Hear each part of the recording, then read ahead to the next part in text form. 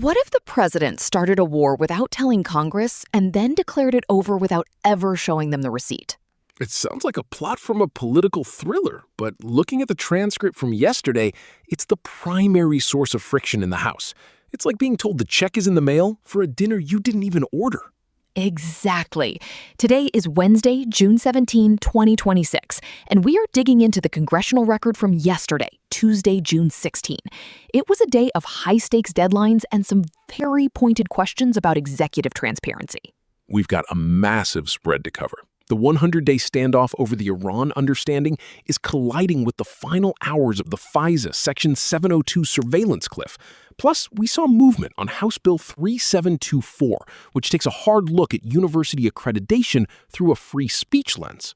And on the other side of the rotunda, Senate Minority Leader Chuck Schumer, the Democrat from New York, is managing a Senate floor that's increasingly focused on the president's latest judicial picks and the fallout from the Eighth Circuit. We're also tracking the Anti-Weaponization Fund debate and a rare bipartisan push on the Road to Housing Act. There's a lot of ground to cover, from major war power shifts to the procedural details that define the week. No filler, just the facts from the record. Let's start with the story that has both ends of Pennsylvania Avenue checking their watches: the Iran intermission and the war power showdown. The Senate was really the center of gravity for the most significant constitutional debate we've seen in quite some time. It centered on Senate Joint Resolution 172, a measure brought forward to force the removal of U.S. forces from hostilities against Iran. It's the same war powers clock we have been tracking for weeks now. But on the floor, the debate took on a much more urgent, almost rhythmic quality, as the administration's 60-day window under the law seemed to be bumping up against this new, fragile ceasefire. It's a fascinating pivot because we aren't seeing a typical debate about whether to go to war. We're seeing a debate about whether the war is even still happening.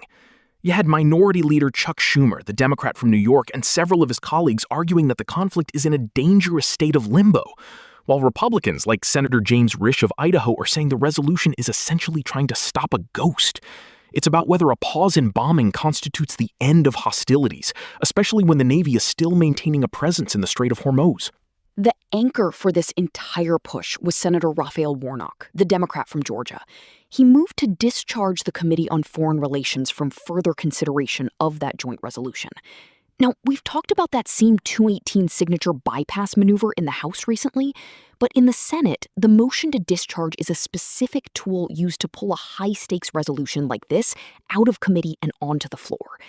Warnock was incredibly evocative about the human cost, mentioning that he stood at Dover Air Force Base to receive the bodies of Georgia's heroes. Warnock really didn't hold back on the numbers either. He pointed out that it's been 109 days of what he called a failed war. He mentioned the 13 service members killed and the impact on the American wallet, with gas prices sitting well over $4 a gallon. What stood out to me was how he framed the current truce. He called it fragile and temporary, and he asked his colleagues if they would choose to stand up for their constituents or stick with the president. It was a direct challenge to the idea that a temporary dip in violence means the constitutional obligation of Congress has been met. The motion failed, though. It was a 47-48 vote. If you look at the roll call, it was almost entirely down party lines.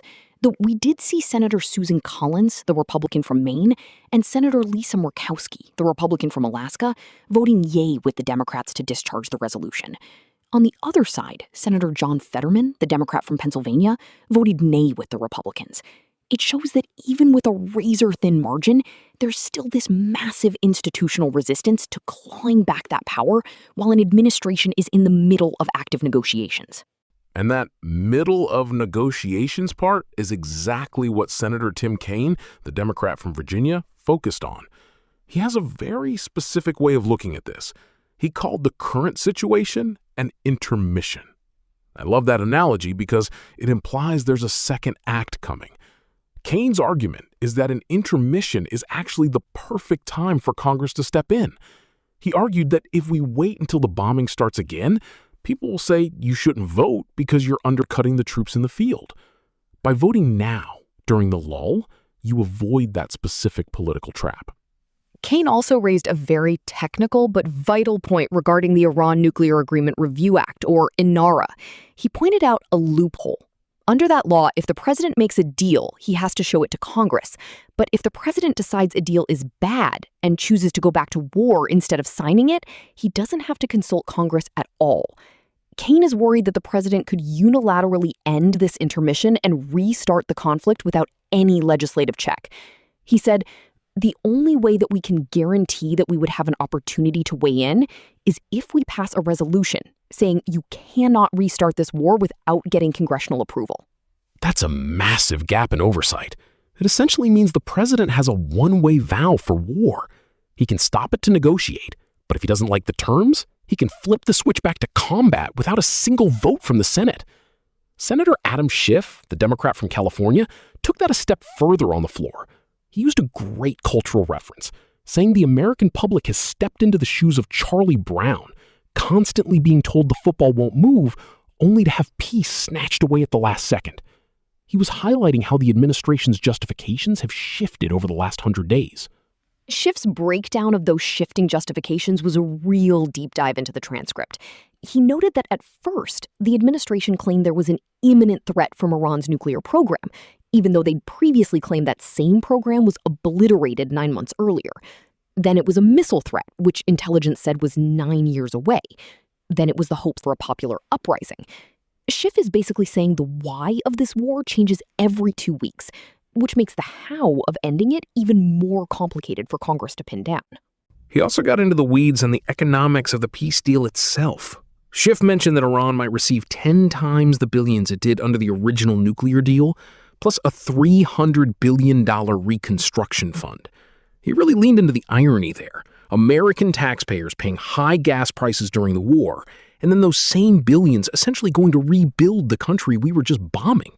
It's a very potent argument for a constituency that's feeling the squeeze at the pump and the grocery store. That economic thread was picked up by Senator Tammy Baldwin, the Democrat from Wisconsin. She was very direct about the cost to the average household, citing a $450 increase in energy costs. She called the president's claim of victory premature and unsubstantiated.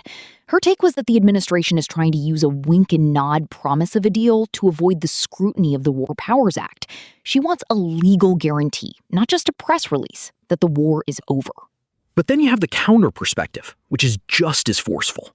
Senator James Risch, the Republican from Idaho, was the primary voice of opposition on the floor. He was incredibly blunt. He argued that the resolution is logically impossible. He said it directs the president to do nothing because it is impossible to do something that is not going on. In his view, since the hostilities have ceased for the moment, the resolution is moot. But he went further, suggesting that passing this would give tremendous aid and comfort to the Iranian regime. Risch's rhetoric was sharp. He specifically called out the 47 senators who supported the discharge motion, saying that while no one else on the planet, not Russia, not China, not North Korea, was helping Iran, those 47 senators were. It's a very old-school way of framing a foreign policy disagreement. He's essentially arguing that any attempt by Congress to limit executive power during a sensitive negotiation is a gift to the adversary. He's also convinced that if this resolution were to pass, Iran would never sign the actual deal because they'd feel they had already won the political battle in Washington. It's a fundamental disagreement over what hostilities means. To Risch, if there aren't bombs falling right now, the War Powers Act doesn't apply. To Schiff and Kaine, if the troops are still there and the blockade is still in place, the clock is still ticking. This brings us to Minority Leader Schumer, who really focused on the lack of transparency. He noted that it's been days since the understanding was announced, yet Congress hasn't seen a memorandum of understanding or any specific details. He's demanding a classified Gang of Eight briefing immediately. The Gang of Eight is that group of leaders from both parties and both chambers who get the most sensitive intelligence. Schumer is basically saying, if you have a deal, show us the paper. He's looking for the projected end time for the deployment and a clear explanation of what happens to Iran's nuclear capabilities. He called the whole thing a misadventure and a blunder. It's clear the minority leader isn't going to let this go just because the administration says they have a deal to make a deal. The tension here is that the administration's letter to Congress claimed the war is terminated, but the Navy is still blockading Iranian ports. Schiff pointed that out specifically. You can't say the war is over while you're still using the military to prevent ships from entering or leaving a country. It's a classic dispute over the definition of military force. Schiff's quote was very clear on this. The president should come to Congress for our authorization to keep troops deployed to the war zone or bring them home. Those are the only two choices the law provides. And while this high-level constitutional battle was unfolding, the clock was still running on the other side of the floor. There's a sense that this Iran debate is just the first domino. If the Senate can't find 51 votes to reassert its authority here, it sets a very specific precedent for how this administration might handle other flashpoints mentioned by Schiff, like Venezuela or the military presence off the coast of Cuba. It's all connected to this broader theme of choice. Schiff kept calling it a war of choice that was initiated without an attack on the United States or even an imminent threat. By framing it that way, he's trying to move the debate away from the immediate security of the troops and back to the foundational question of who has the power to start these things. It's a debate as old as the Republic, but with the added pressure of $4 a gallon gas and 13 families grieving their loved ones. Schumer made it clear that this wasn't the last vote. He promised that Democrats will soon force another vote on a war powers resolution. Because, as he put it, every minute this blunder goes on is a minute too long. So even though the motion to discharge failed yesterday, the procedural pressure isn't letting up. The Senate is basically telling the White House, brief us, show us the deal, or expect us to keep bringing this to the floor. It's a game of chicken where the stakes are constitutional authority and billions of dollars in reconstruction funds. And while the Senate grapples with the definition of intermission and hostilities, the House is looking at a very different kind of fight over how the government spends its money. Specifically, a multi-billion-dollar pot of money that's become a massive lightning rod. That's right. As the focus shifts from the Middle East back to the domestic ledger, we are seeing a major flare-up over the anti-weaponization fund. Let's talk about the $1.776 billion MAGA slush fund fight. $1.776 billion. Cora, they didn't pick that number out of a hat.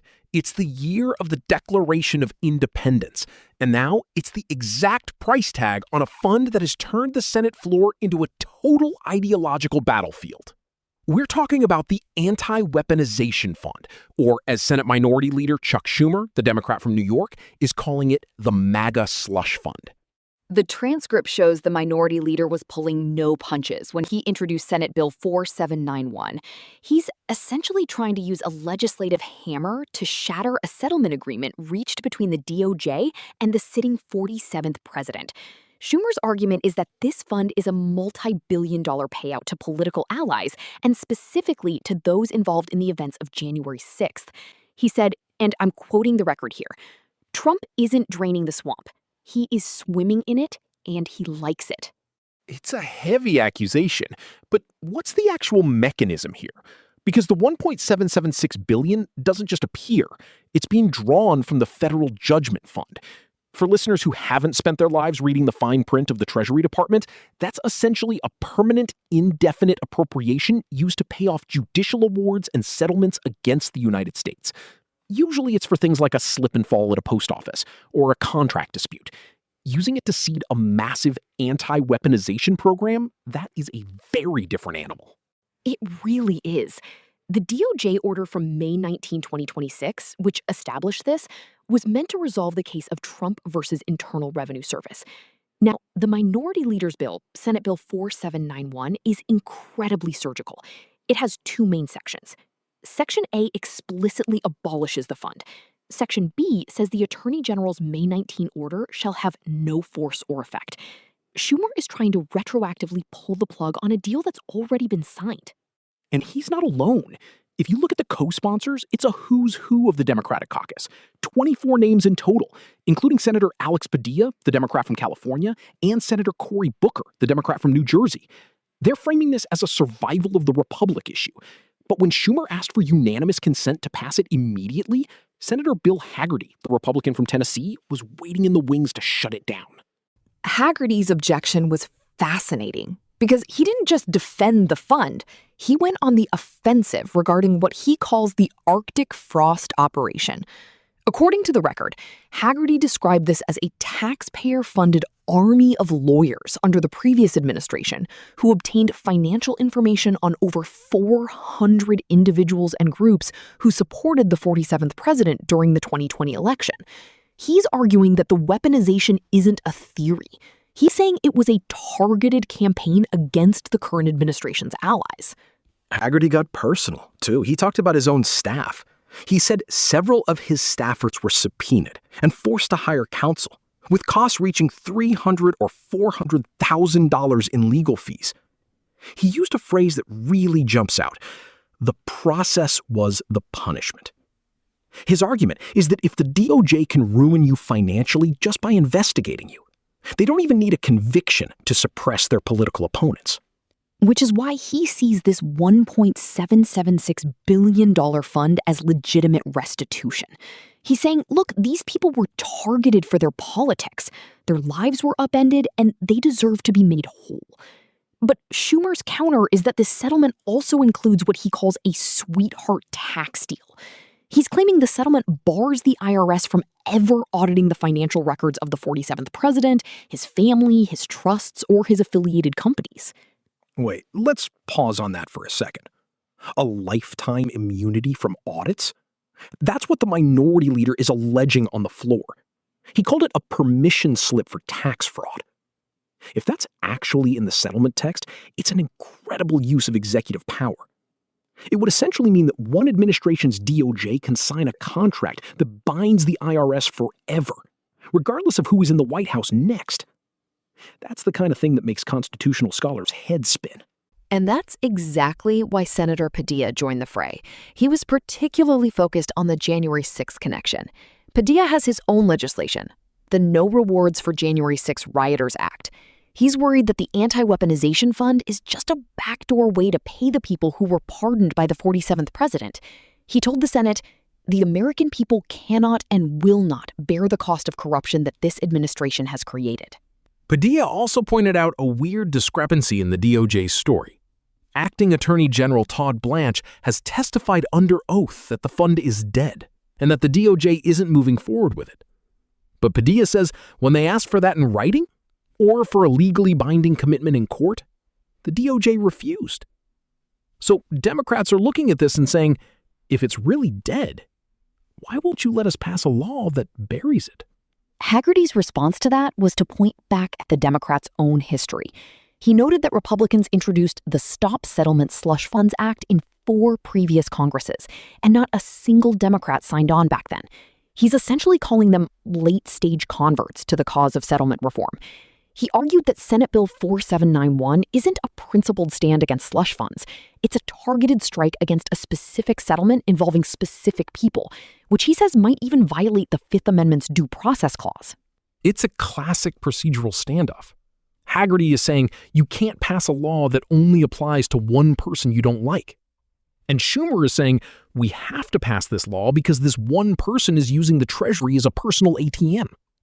Meanwhile, the fund is currently in a state of suspended animation. A federal judge, Leonie Brinkema, has placed a hold on it while the litigation continues. So no money is moving yet, but the political fight is at a full boil. And Schumer is doubling down. On the same day he introduced the bill to kill the fund, he also introduced Senate Bill 4796, the Stock Buyback Accountability Act of 2026. This feels like a two-pronged strategy. He's attacking the 47th president's settlement on one side, and then on the other, he's pushing a populist tax move to quadruple the excise tax on corporate stock buybacks from 1% to 4%. That's a big jump. Quadrupling a tax rate is never a minor footnote. Schumer's linking these two in his rhetoric, basically saying Republicans are fine with MAGA slush funds and billionaire friends getting tax breaks while everyone else is struggling with the cost of living. He's trying to create a very specific image of what the Republican-led government is doing with its time and our money. He even included a provision in that stock buyback bill that targets executive compensation. It says the tax breaks don't apply if the stock is issued to employees making over $1 million. It's very clear who he's aiming at. He's using the record to paint a picture of a government that has its priorities completely backwards. But let's look at Haggerty's defense again, because the Arctic frost stuff is wild. He's alleging that the DOJ and Verizon colluded to hand over the phone records of 8 Republican senators. He named himself as one of them.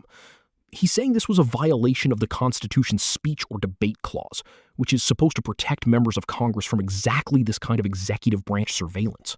The transcript shows Haggerty was visibly, or at least audibly, heated about this. He suggested that Verizon might have cooperated with the DOJ to curry favor for a business transaction, specifically mentioning a frontier acquisition.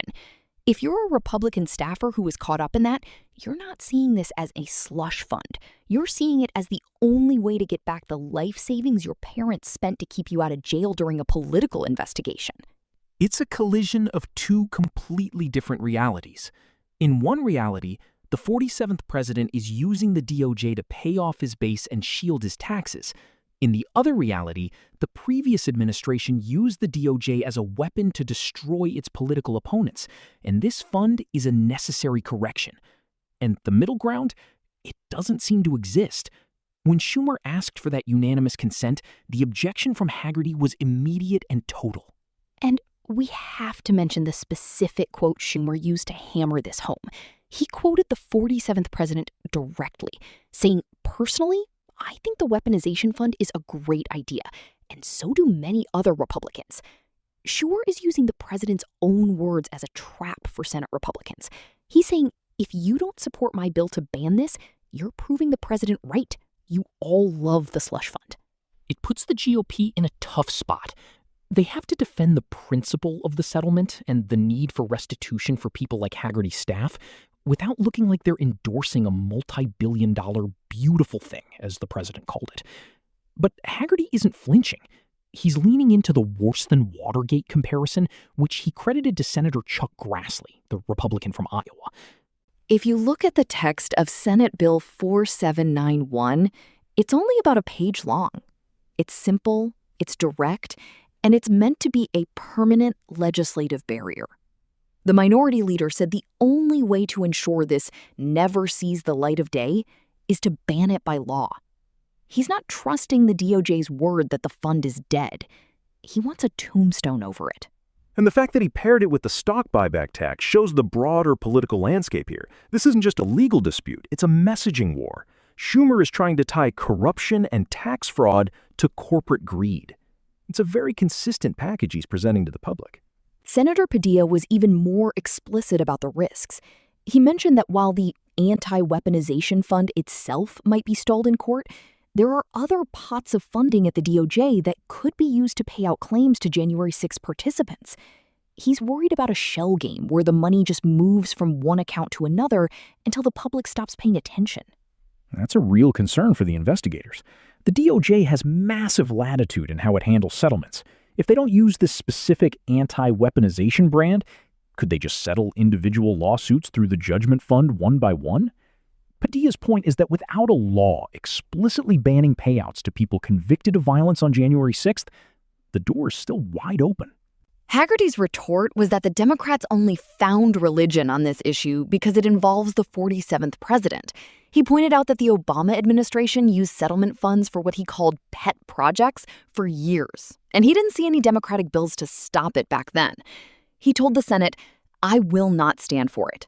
Not in history has anything happened like this before where a sitting president goes after his opponent and all of his opponent's allies." The institutional tension here is just massive. You have the minority leader trying to nullify a settlement, which is a significant check on the executive branch's power to end litigation. And you have the president's allies in the Senate saying the executive branch was so corrupted by the previous administration that these extreme settlements are the only way to achieve justice. And don't forget the IRS piece of this. If Senate Bill 4791 actually passed, it would essentially restart the audit process for the president's family. Schumer is framing this as standing up for American taxpayers versus helping the president cheat.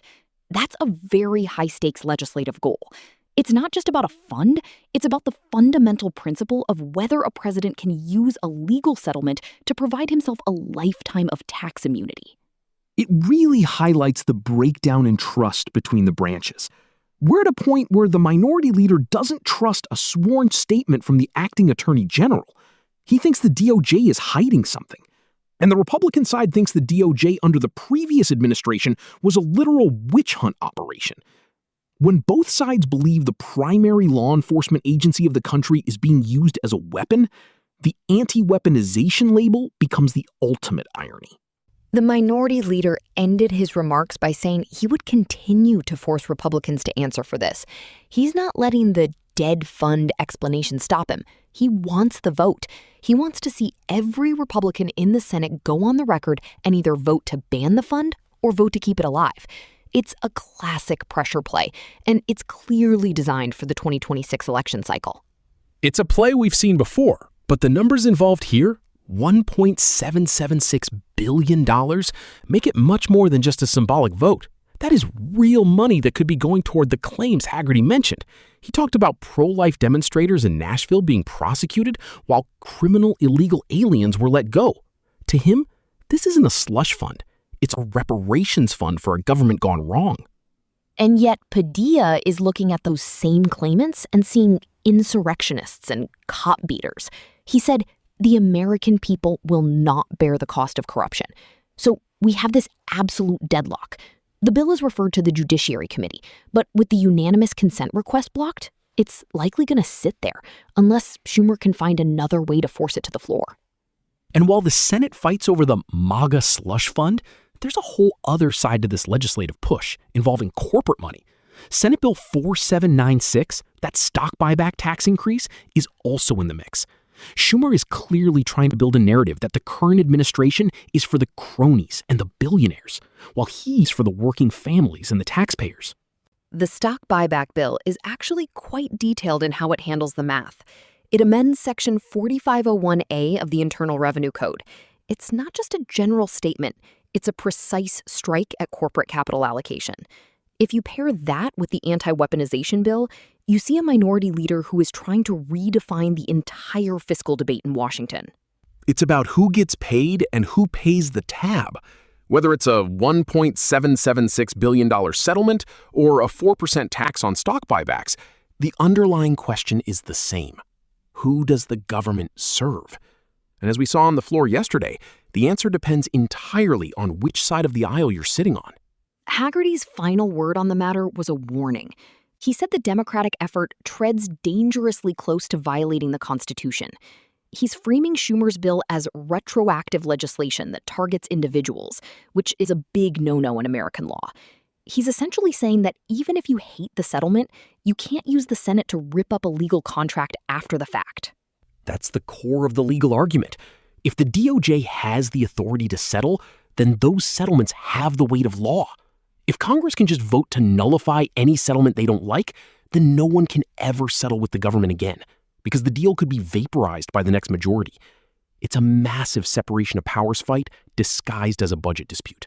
Schumer doesn't seem deterred, though. He told the presiding officer, the objection is so unfortunate. It allows Trump to continue with his slush fund. He's making it clear that this will be a recurring theme. This isn't a one-and-done floor speech. This is a sustained campaign to keep the pressure on the DOJ and the 47th president. And as the legal battles play out in Judge Brinkema's court and the legislative battles play out on the floor, the American taxpayer is left watching a $2 billion pot of money hang in the balance. It's the ultimate high-stakes game, and we're still only in the early innings. It really is a defining moment for the Senate. You have these two very different interpretations of justice and weaponization clashing in real time.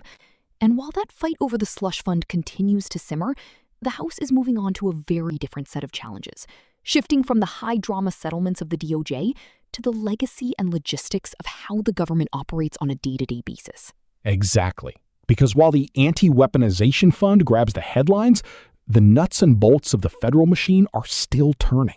We're moving from the fight over MAGA money to the broader questions of legacy and logistics that are dominating the other side of the Capitol. Before we dive into the next legislative heavyweight, we need to take a step back and look at the Senate's recent work on legacy and logistics. Today is June 17th, 2026, and yesterday, Tuesday, June 16th, the Senate spent a good deal of time honoring the past and securing the future of the Capitol's institutional memory. It was a bit of a breather from the high-stakes budgetary fights, but arguably just as consequential for the long-term record.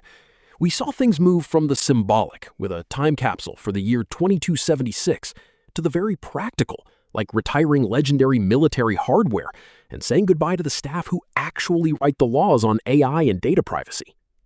Let's start with that time capsule. Senator John Thune, the Republican from South Dakota, went to the floor to finalize a plan that has been in the works for a while. He requested unanimous consent for the Senate to take up House Concurrent Resolution 109. This is the measure that authorizes the use of Emancipation Hall in the Capitol Visitor Center for a very specific ceremony next week, on June 24th. Right. This is all part of the semi-quinticentennial celebrations, the big 250th anniversary of the United States. They're calling it the semi-quinticentennial congressional time capsule. If you look at the record, the goal here is to seal away a piece of 2026 to be opened on July 4th, 2276. Can you imagine 500 years of the American experiment? It's a staggering timeline. The resolution passed without any debate or objection, which isn't a surprise given it's a ceremonial housekeeping item. But it effectively clears the floor of Emancipation Hall for the dedication and the burial activity. It makes you wonder what exactly they're putting in there. Are we sending them a hard drive? A physical copy of the congressional record? In 250 years, will they even have a way to read a USB stick? That is the ultimate tech support nightmare for the future. But while Thune was looking 250 years ahead, Senator Ted Budd, the Republican from North Carolina, was looking 40 years back. He gave a really detailed tribute to a piece of military history that is officially heading into retirement, the Marine Corps AV-8B Harrier. The jump jet. It's one of those aircraft that even people who aren't aviation buffs recognize because of that vertical takeoff and landing capability. Senator Budd noted that it officially retired from combat earlier this year. It's been in service since 1985, which is a massive run for a frontline fighter. It really is. Budd highlighted its role in Afghanistan and the Persian Gulf, but he spent most of his time focusing on the local connection to North Carolina. Marine Corps Air Station Cherry Point in Havelock has been the hub for the Harrier for over 4 decades. He specifically pointed out the final squadron, VMA 223, and its commander, Lieutenant Colonel John Cumby. It's the end of an era for that community. And the transcript shows Budd actually got to fly in one earlier this year. He mentioned flying over eastern North Carolina with Major Lucas Pumphrey, Major Eric Scheib, and Brigadier General Shannon Brown. He was using that personal context to highlight the Marines who keep these complex machines running, the discipline and the skill required for something like vertical flight. What's actually really cool is where the plane is going next. It's not just going to a scrap heap or a desert storage lot. One of the retired Harriers is being preserved at the STEM Education Center at Cherry Point. Budd said the goal is to use it as a historical touchstone to inspire future generations in science and technology. It's a nice pivot, taking a war-fighting platform and turning it into a classroom tool for STEM students. It's a classic sundown ceremony for a platform as the Corps moves toward the F-35B. But we didn't just see hardware retiring yesterday. There was also a significant departure from the Senate's professional staff. Senator Maria Cantwell, the Democrat from Washington, took to the floor to honor Shannon Smith, a senior aide on the Senate Commerce Committee. This is one of those moments where you see how the Senate actually functions. We talk about the members all the time, but the staffers like Smith are the ones who have the institutional memory. Cantwell called her a key architect of some of the biggest tech bills we've seen lately, including the American Privacy Rights Act. Smith came from the Washington State Attorney General's office, so she had this deep background in consumer fraud and deceptive practices. Cantwell noted that during the COVID crisis, Smith was instrumental in drafting the rules that stopped bad actors from selling fake products online. But more recently, she's been the one navigating the incredibly thorny issue of AI and federal preemption. That's the big fight right now, whether federal AI rules should override tougher state laws. Cantwell said Smith was the one who rallied voices to ensure that state consumer protections weren't just wiped out by federal legislation. It's a very technical, very difficult needle to thread, and losing that kind of expertise is a real blow to the committee's momentum. Cantwell also credited her with the Protect College Sports Act. She mentioned how Smith worked with Senators Booker, Blumenthal, Blackburn, and Cornyn, a real bipartisan spread, to figure out how to handle sports agents and the current arms race in collegiate athletics that's threatening women's and Olympic sports. The best part of that tribute was the Seahawks analogy. Cantwell's a huge Seattle fan, obviously, and she said she wanted to make Smith a jersey that read Shannon Smith-Njigba after the Seahawks wide receiver. She said Smith was like him because she had deft moves on the sidelines and caught lots of passes.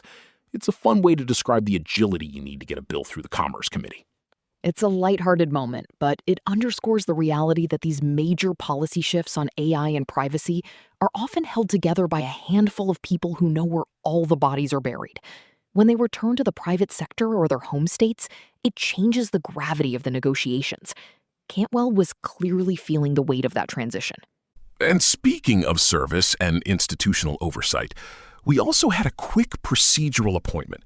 The chair announced that on behalf of the majority leader, Senator Mike Rounds, the Republican from South Dakota, has been appointed to the Board of Visitors of the United States Air Force Academy. This is pursuant to the law that ensures Congress has a direct oversight role in how the service academies are run. It's a logical fit for Rounds, who sits on the Appropriations Committee. Between the time capsules, the Harrier retirements, and the staff departures, it was a day for the Senate to recognize that while the names on the doors change, the infrastructure of the government, both physical and intellectual, requires constant maintenance. It really does. Whether it's a jet that flew for 40 years or an aide who drafted 5 major privacy bills in 5 years, the record yesterday was all about the people and tools that make the policy possible. But now, we have to pivot from the ceremonial to the existential. That's right. We're moving from the legacy of the Marine Corps to a crisis that is hitting families in every state. The focus is shifting to a major bipartisan push on the floor that members are calling a once-in-a-generation fix for the American dream. We're talking about the 21st century road to housing. Today is June 17th, 2026, and we are covering the congressional record from Tuesday, June 16th. We're moving from the legacy of the Marine Corps to a crisis that is hitting families in every state. The focus is shifting to a major bipartisan push on the floor that members are calling a once-in-a-generation fix for the American dream. We're talking about the 21st Century Road to Housing Act. And when we say major, we aren't just talking about the size of the bill, which spans 12 titles and over 45 separate provisions. We are talking about the margin. The Senate held a procedural vote to move forward with the House-passed version of this package, House Bill 6644, and the result was 87-8. In an era where getting 60 votes is often seen as a mountain climbing expedition, hitting 87 signals that the political pressure surrounding housing has reached a breaking point. If you look at the floor remarks from both sides of the aisle, the same statistic kept coming up like a recurring alarm. The Democratic leader, Senator Chuck Schumer of New York, and the Republican from Nebraska, Senator Pete Ricketts, both pointed out that the median age for a first-time homebuyer in America has climbed to 40 years old. Just a decade ago, that number was 31. The transcript shows Senator Schumer calling the housing shortage nothing less than an existential threat to the American dream. It's rare to see leadership use that kind of language for a banking and regulatory package, but the data is hard to ignore. It really is. And if you look at how the bill is structured, it's designed to be a grand bargain between two very different philosophies on why housing is so expensive. On the one hand, you have the supply-side deregulatory approach championed by Republican Senator Pete Ricketts. On the other, you have a massive push to restrict institutional investors, which has been a career-long project for the Democrat from Massachusetts, Senator Elizabeth Warren. They've managed to bolt these two together into a single vehicle, ROAD, which stands for Reforming Oversight and Accessibility for Development. Senator Ricketts actually spent a significant amount of the floor explaining the supply-side logic.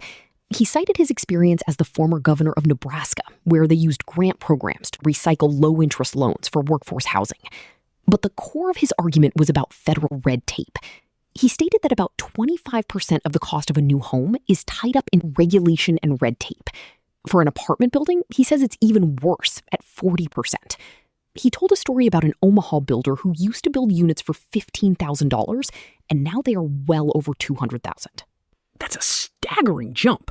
And Ricketts' solution, which made it into Title VIII of the bill, is the Streamlining Rural Housing Act. It basically forces HUD, the Department of Housing and Urban Development, and the USDA to stop doing their permitting and review processes in a serial fashion. Instead of one agency finishing and then the other starting from scratch, they have to coordinate. It sounds like common sense, but if you've ever dealt with federal land use, you know that common sense is often the first thing to get lost in a multi-agency shuffle. What stands out in the record is how Ricketts framed the economic necessity. He said, if we can build more homes faster and there are more homes available, that will help bring down the cost of housing. It is a pretty simple concept. But while he was focusing on the pipes and the permits, Senator Warren was focusing on who is holding the deed.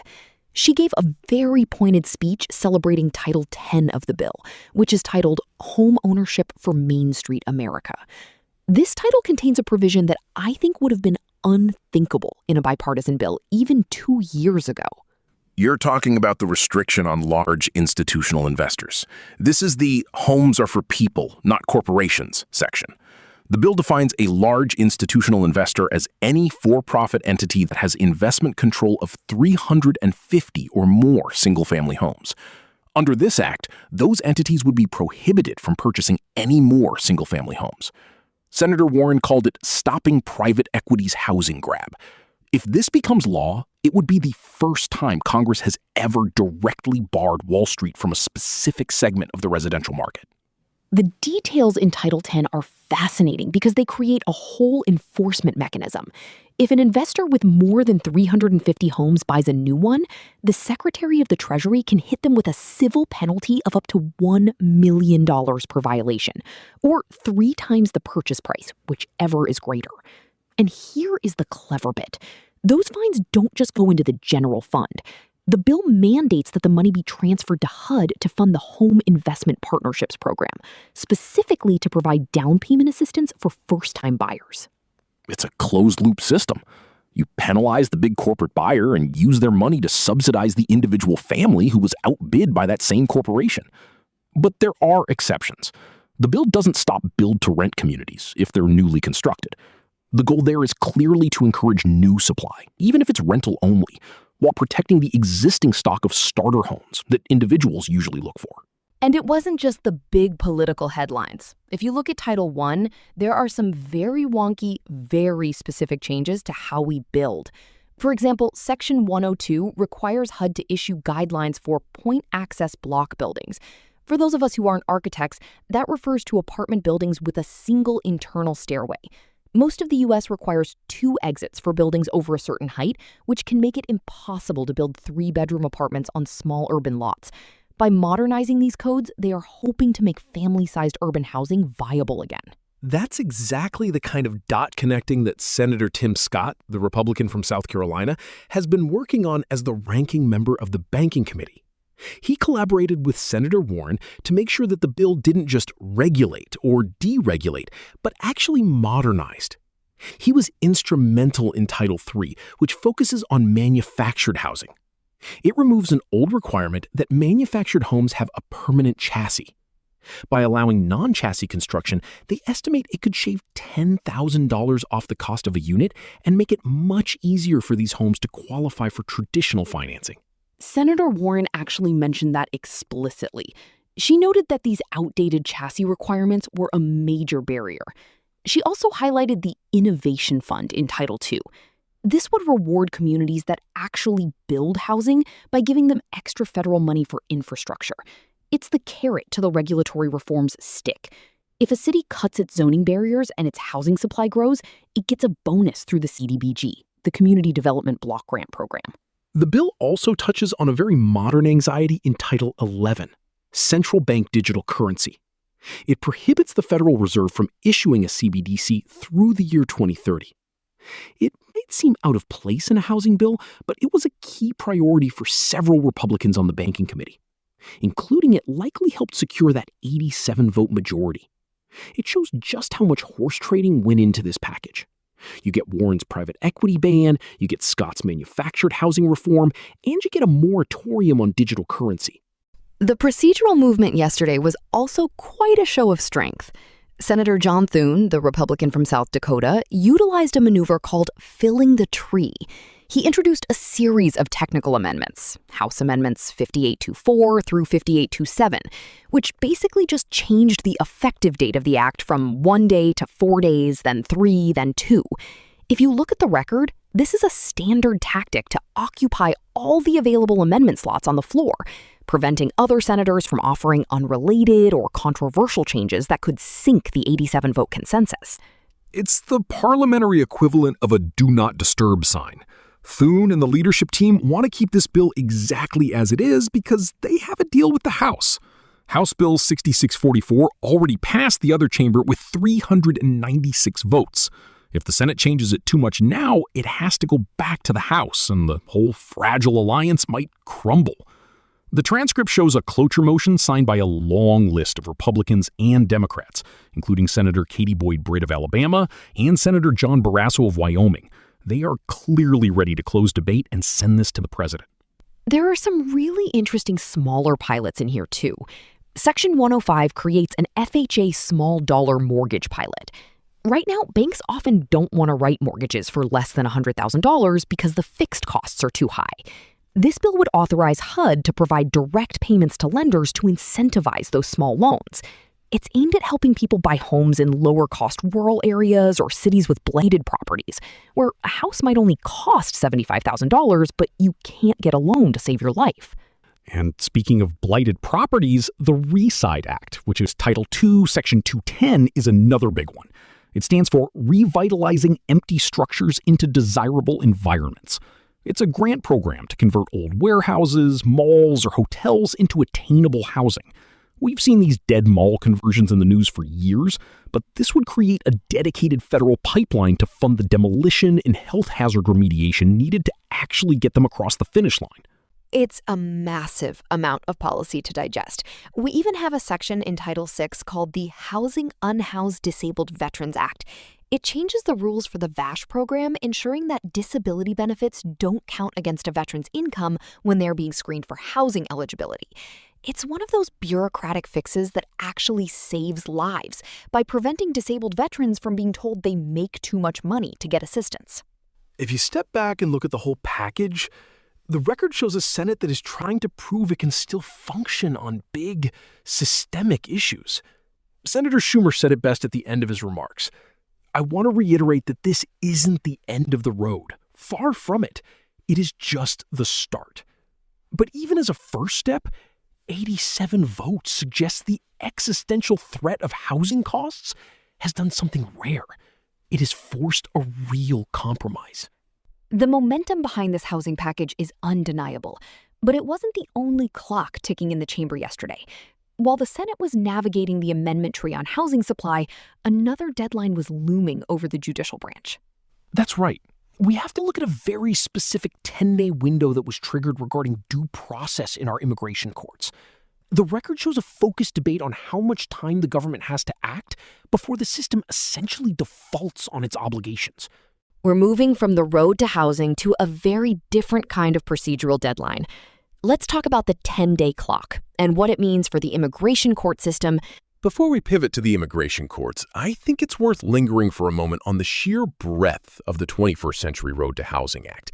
We mentioned the 87-8 vote, but if you look at the names of those 8 no votes, it tells you a lot about where the remaining friction points are. We're talking about senators like Mike Lee, the Republican from Utah, and Rand Paul, the Republican from Kentucky. And the Republican from Texas, Ted Cruz. Their concerns generally centered on the federal government's footprint. Senator Lee, for instance, has long argued that housing is a local and state issue, and that federal grants like the Innovation Fund we discussed are just another way for Washington to dictate local zoning policy. Even in a bipartisan landslide, that tension between federal incentives and local control remains a very live wire. It certainly does.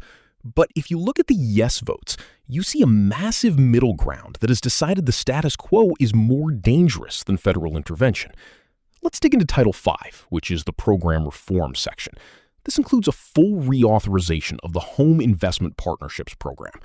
For listeners who don't follow HUD budget cycles, HOME is the largest federal block grant to states and localities designed exclusively to create affordable housing for low-income households.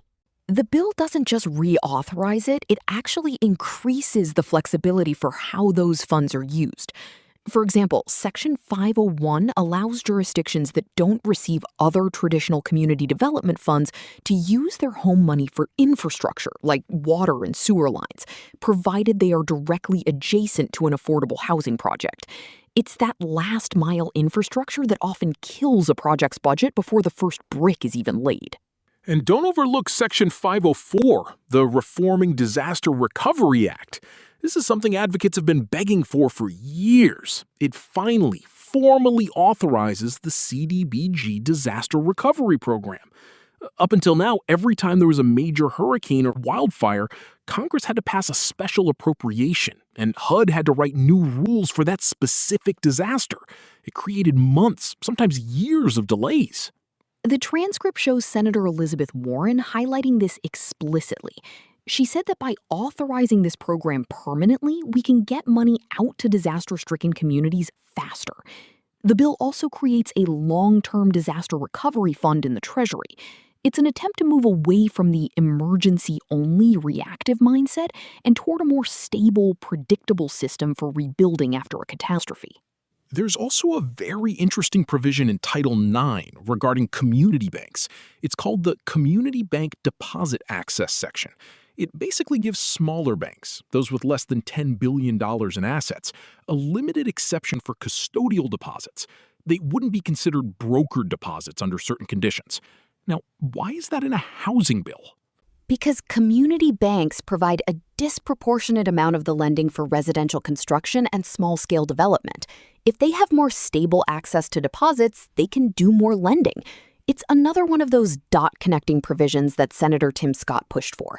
He argued that you can't solve the housing supply crisis if the local banks that fund the builders are hamstrung by complex liquidity rules designed for Wall Street giants. It's all part of this all-of-the-above strategy. We even see it in Title VII, which focuses on oversight and accountability.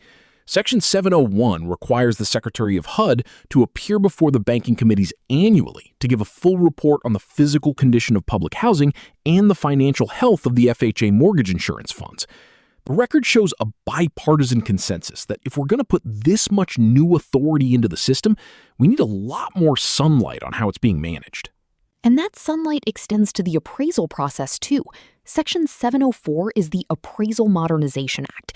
It requires the various agencies, USDA, VA, HUD, to implement a review and resolution procedure for consumer-initiated reconsideration of value.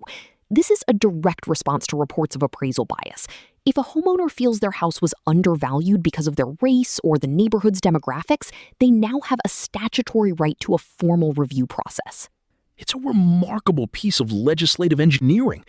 Senator Warren actually thanked Tim Scott on the floor for his partnership, which is a sentence you don't hear every day in Washington. She said, "I want to say a very special thank you to Senator Tim Scott for his partnership on this historic bill. Even 6 months ago, nobody thought this was possible." That's a testament to the scale of the housing crisis that it could bring those two together. But as we mentioned, the procedural path isn't quite finished. Senator John Thune's use of the filling the tree maneuver with Amendments 5824 through 5827 ensures that the Senate stays focused. He filed a cloture motion on the motion to concur with the House amendment. That list of signers is a who's who of Senate power players: John Cornyn of Texas, Lindsey Graham of South Carolina, and Joni Ernst of Iowa. They are signaling that the door is closed for further tinkering. And the clock is ticking on more than just housing. While this massive package was being processed, a very different kind of procedural deadline was emerging in the record. It's a 10-day window that could fundamentally change how due process works in our immigration courts. Exactly. We're pivoting from the bricks and mortar of the American home to the legal framework of the American border. The Senate is moving into a high-stakes debate over the 10-day clock for immigration court proceedings. If the housing bill was about supply, this next story is about the speed of justice. And just before we leave housing entirely, I have to mention Title IV, the Helping More Families Save Act. It sets up an escrow expansion pilot program for families in public housing. When their income goes up and their rent subsequently increases, that extra rent money doesn't just vanish into the HUD budget.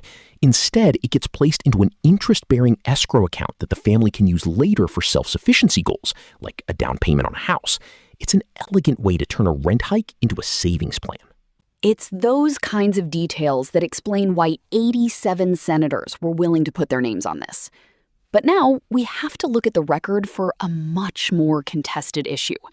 We are turning our attention to Title VI of the broader legislative agenda and that 10-day due process clock. I'm ready. It's a jump from a bipartisan landslide to a procedural knife fight, which is exactly how a day in the Senate usually goes. The transcript really shows the duality of the chamber. 1 hour, they are passing a landmark housing bill with near unanimity. The next, they are locked in a battle over the fine print of judicial timelines. Let's get into the details of the immigration court due process clock. One thing that really jumps out at me as we look closer at the Road to Housing transcript is the focus on middle-income families. Usually, federal housing policy is very bifurcated. You have programs for the very poor, like Section 8, and then you have the broad mortgage interest deduction for the middle class. But this bill has a whole section in Title 8 requiring the GAO, the Government Accountability Office, to study workforce housing for people making between 80 and 120% of their area median income. Senator Ricketts emphasized that Nebraska's success came from focusing on that exact group, people who make too much for subsidies, but not enough to compete with institutional investors in a tight market. If you look at Section 804, it explicitly asks the GAO to identify why these middle-income families are being excluded from federal tax credits and grants. It's a clear sign that the missing middle is no longer just a catchphrase. It's a legislative priority. And there's an interesting technological angle to the bill that hasn't received much attention. Section 106 establishes a temperature sensor pilot program. It sounds minor, but it's actually a response to years of complaints about heating and cooling failures in federally assisted units. HUD will provide grants to install internet-connected sensors that track ambient air temperature to the 10th of a degree. If a unit falls below the legal minimum in the winter, the sensor records it automatically. It's a fascinating use of IoT, the Internet of Things, for accountability. Instead of a tenant having to call an inspector and wait days while they shiver, the data is just there.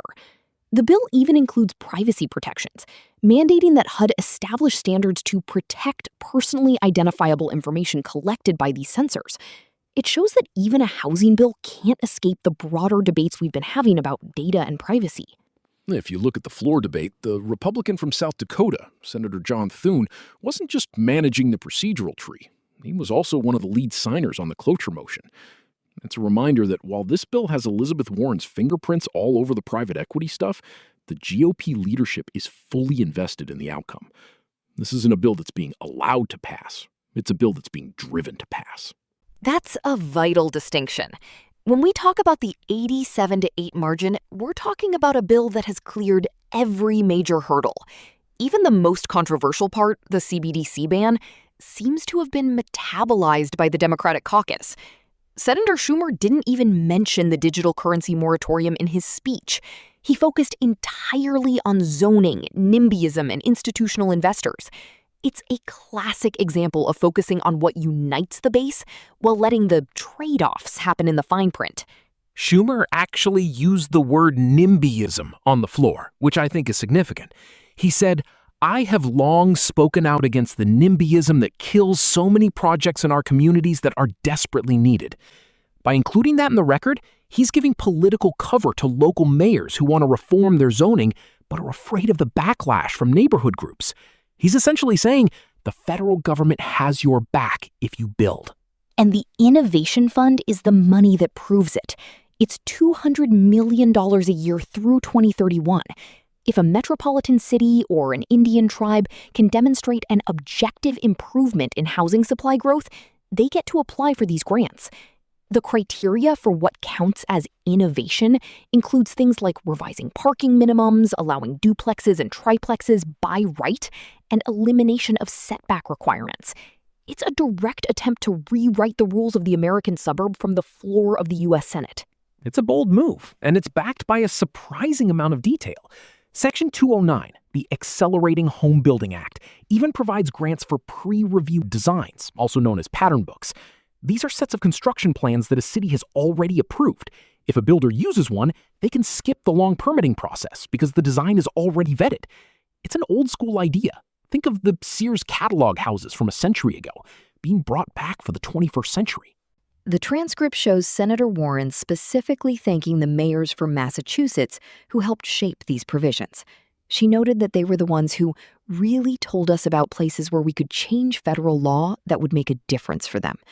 It's a good reminder that while the grand speeches are about existential threats and Wall Street grabs, the actual policy often comes from a city hall staffer in a mid-sized town explaining why their building code is broken. And now we see that same tension between grand principles and messy procedural reality playing out in our next story. The Senate's focus is shifting from the supply of houses to the speed of the courts. That's right. We are transitioning to the 10-day clock in immigration proceedings. It's a story that involves due process, judicial capacity, and a very different kind of bipartisan friction. Let's get into the record on the immigration court system.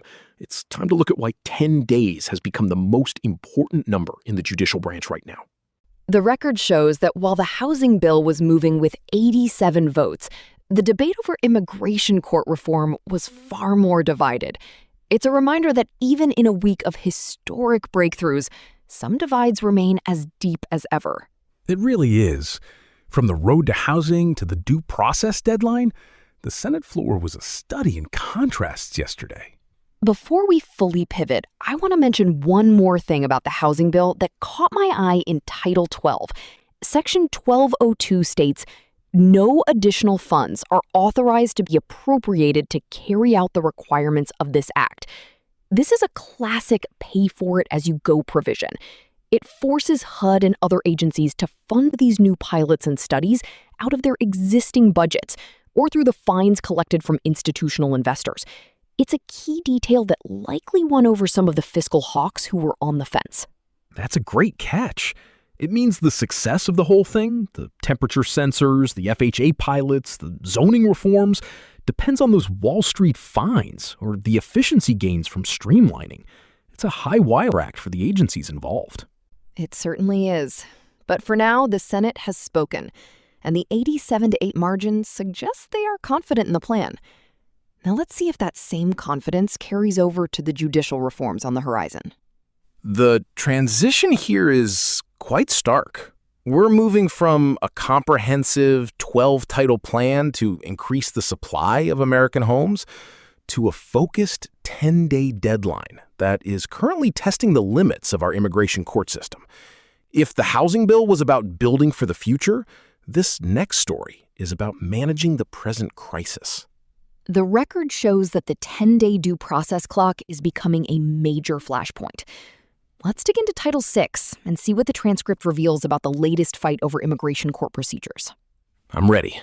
From the road to housing to the immigration deadline, let's keep moving through the record. The transition here is quite stark. We are moving from a comprehensive 12-title plan to increase the supply of American homes to a focused 10-day deadline that is currently testing the limits of our immigration court system. If the housing bill was about building for the future, this next story is about managing the present crisis. The record shows that the 10-day due process clock is becoming a major flashpoint. Let's dig into Title VI and see what the transcript reveals about the latest fight over immigration court procedures. I am ready. From the road to housing to the immigration deadline, let's keep moving through the record. This particular fight centers on Senate Joint Resolution 190. It is a disapproval resolution filed under the CRA, which is the same agency rule rollback tool we have covered before. The target here is a regulation from the Executive Office for Immigration Review, or the EOIR, titled Appellate Procedures for the Board of Immigration Appeals, which most people in the building just call the BIA. The transcript shows Senator Tim Kaine, a Democrat from Virginia, moving to proceed to this resolution. He's challenging a rule that basically rewrites how someone can appeal a decision from an immigration judge. Before this rule, if a judge ruled against you, you generally had 30 days to get your appeal in order. This regulation cuts that window down to 10 days. 10 days to find a lawyer, gather evidence, and file the paperwork. That is the core of the friction. If you look at the floor remarks, the argument for the rule is often framed as clearing the massive backlog, making the system more efficient so it doesn't take years to resolve a case. But Senator Kaine and Senator Richard Durbin, a Democrat from Illinois, spent quite a bit of time arguing that this isn't actually about clearing a desk. They contend it is about creating a procedural cliff that is almost impossible to climb. Senator Durbin was particularly pointed. He characterized the rule as part of a larger effort to dismantle the independence of these courts. He actually went as far as to say that these changes are about finality rather than justice. In the record, he points to the physical reduction of the board itself. He noted that the number of judges on the BIA was cut from 28 down to 15. That is a significant drop. If the goal were purely to clear a backlog, you would expect an increase in the number of people available to read the files.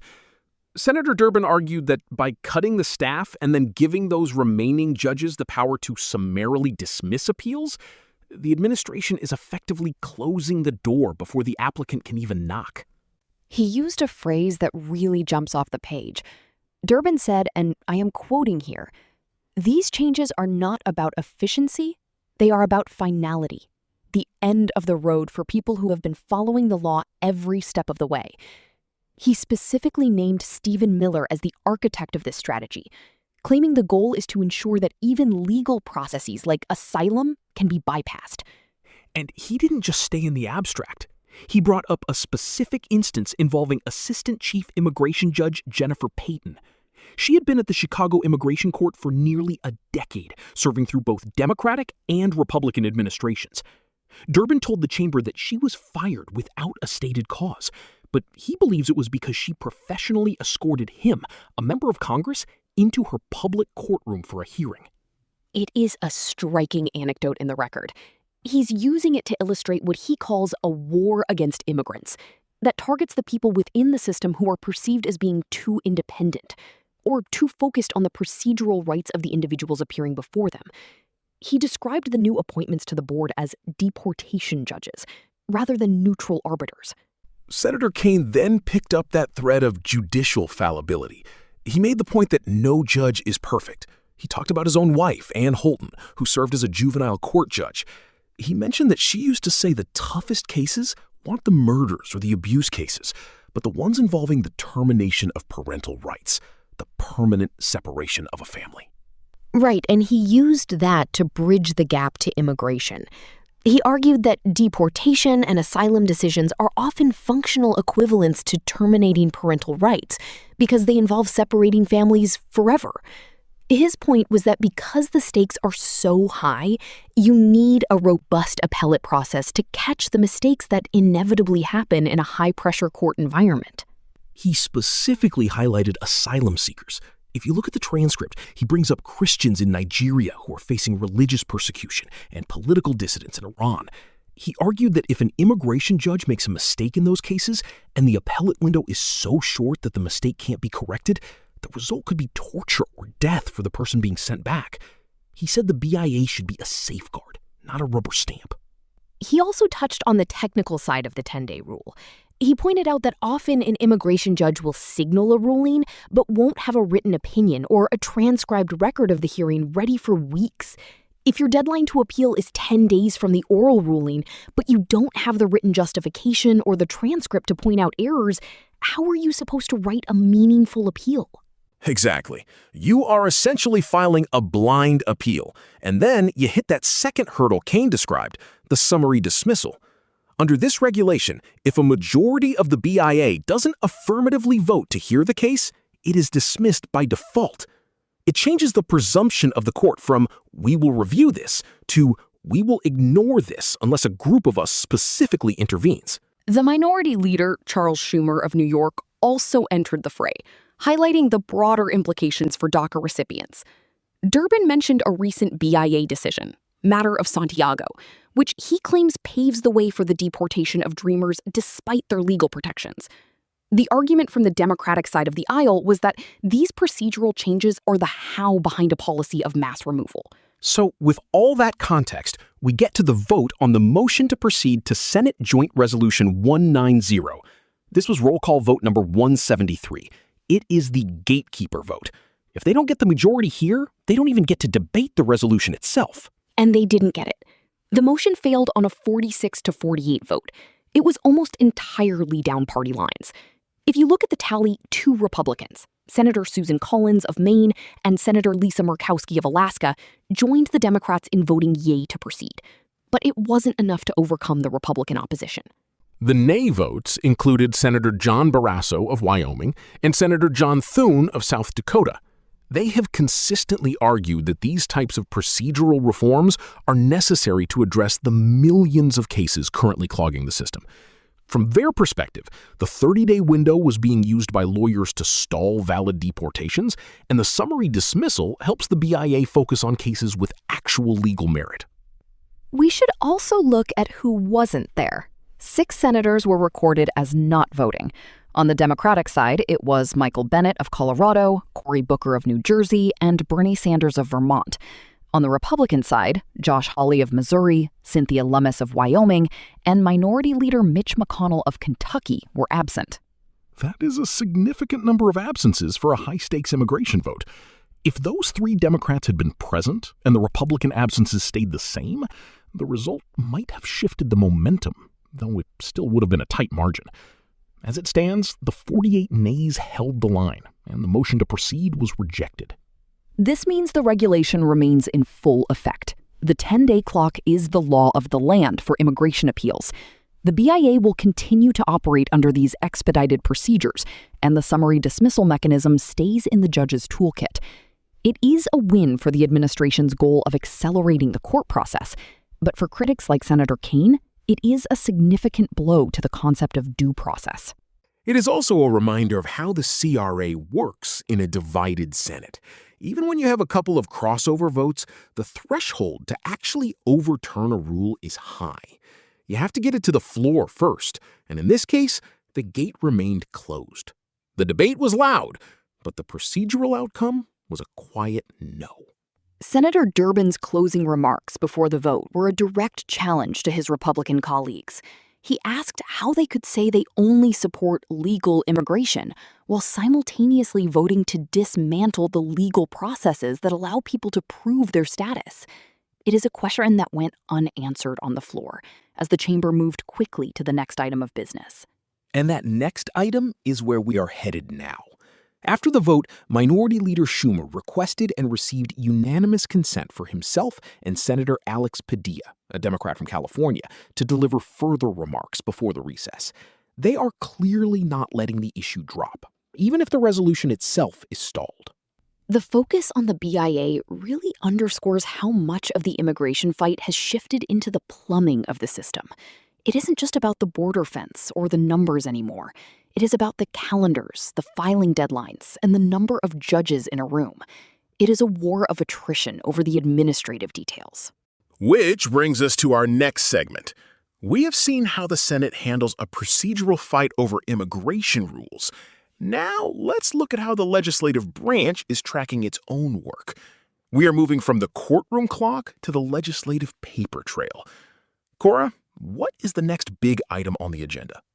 We are heading into a flurry of new introductions and reports. The record is thick with fresh proposals that tell us exactly where the priorities are shifting as we head into the summer. From environmental standards to new oversight initiatives, the paper trail is getting long. Let's follow it then. From the 10-day immigration clock to the broader legislative landscape, the transition is seamless when you look at the sheer volume of work being pushed through the committees right now. I'm ready to see what else is in the stack. Before we move on, I want to dwell on one more thing Senator Kaine said. He argued that the American legal system is something we can be proud of, specifically because it includes an appeal process to correct mistakes. He called it a hallmark of our system. It is interesting to see that institutional pride being used as a primary argument against administrative efficiency. It is that classic tension, efficiency versus thoroughness. In a system where you have over 2 million pending cases, the pressure to move fast is immense. But as Kaine points out, moving fast can be the same thing as moving incorrectly when the subject is someone's life or family. That tension isn't going away, even if this resolution did. Very true. But for now, the Senate has spoken, and the 46-48 margin suggests the status quo will hold for the foreseeable future. Now, let's see how those same themes of oversight and process play out in our next story. The transition here is quite stark. We're moving from the BIA and the immigration deadline into what I like to call the administrative nervous system of the House. The record shows that while the Senate was tied up in these high-stakes roll calls, the House was busy laying the groundwork for the next wave of oversight. Let's keep moving through the transcript and look at the introduction of several key measures that might just define the next few months on the Hill. I'm ready. From the 10-day clock to the legislative paper trail, let's keep moving through the record. We're stepping into what I like to call the administrative nervous system of the House and Senate. This is the part of the record where the gears of the federal bureaucracy actually grind. It's not just the big floor speeches. It's the paper trail that keeps the lights on and the regulations flowing. And there is a mountain of it in the record from yesterday. We're looking at 14 new bills introduced, a literal avalanche of 48 executive communications, and a flurry of senators jumping onto existing legislation. It might look like fine print, but this is where you see which way the wind is blowing for the next few months of oversight. Let's start with that momentum check, the co-sponsors. It's how members signal they're getting behind an idea before it ever hits a committee vote. For example, Senator Jeanne Shaheen, the Democrat from New Hampshire, picked up Senator Michael Bennet, the Democrat from Colorado, for Senate Bill 1088. That's the measure to put a memorial for the women who worked on the home front during World War II right on the National Mall. And you see support shifting on the high salient stuff, too. Senator Dick Durbin, the Democrat from Illinois, added Senator Angela Alsobrooks, the Democrat from Maryland, to Senate Bill 1294, which aims to modernize the business of selling firearms. Meanwhile, Senator Mike Lee, the Republican from Utah, and Senator John Ossoff, the Democrat from Georgia, are teaming up on Senate Bill 1954 regarding biological products. That's a classic Lee-Ossoff pairing, looking at the regulatory requirements for biosimilar drugs. What caught my eye was Senate Bill 4709 from Senator Pete Ricketts, the Republican from Nebraska. He's adding a bipartisan group. Senator Rick Scott, the Republican from Florida, Senator Chris Coons, the Democrat from Delaware, Senator James Risch, the Republican from Idaho, and Senator Bennet to his bill on the AUKUS partnership. They want to modify export limitations for defense articles to Australia and the United Kingdom. When you see that many heavy hitters from both sides joining a bill on the same day, that's a signal that leadership is likely looking for a way to move it. It's the legislative equivalent of a coming soon trailer. But if the co-sponsors are the trailer, the executive communications are the boring but essential technical manual. The Senate received 48 of these yesterday. They're labeled EC 3854 through EC 3901. Most people skip this section, but it's actually the executive branch reporting back to Congress on how they're using the power they've been given. It was a massive day for the Department of Transportation. The FAA filed a stack of airworthiness directives. We're talking about rules for Pratt & Whitney engines, Airbus SAS airplanes, and even Honda Aircraft Company jets. These aren't just suggestions. They are federal rules that dictate exactly how these planes must be maintained to stay in the air. If the FAA finds a crack in a wing spar or a software glitch in an engine controller, they file a communication, like EC 3862, to make the fix mandatory. It wasn't just planes either. The PHMSA, the Pipeline and Hazardous Materials Safety Administration, sent over a series of technical rule clarifications.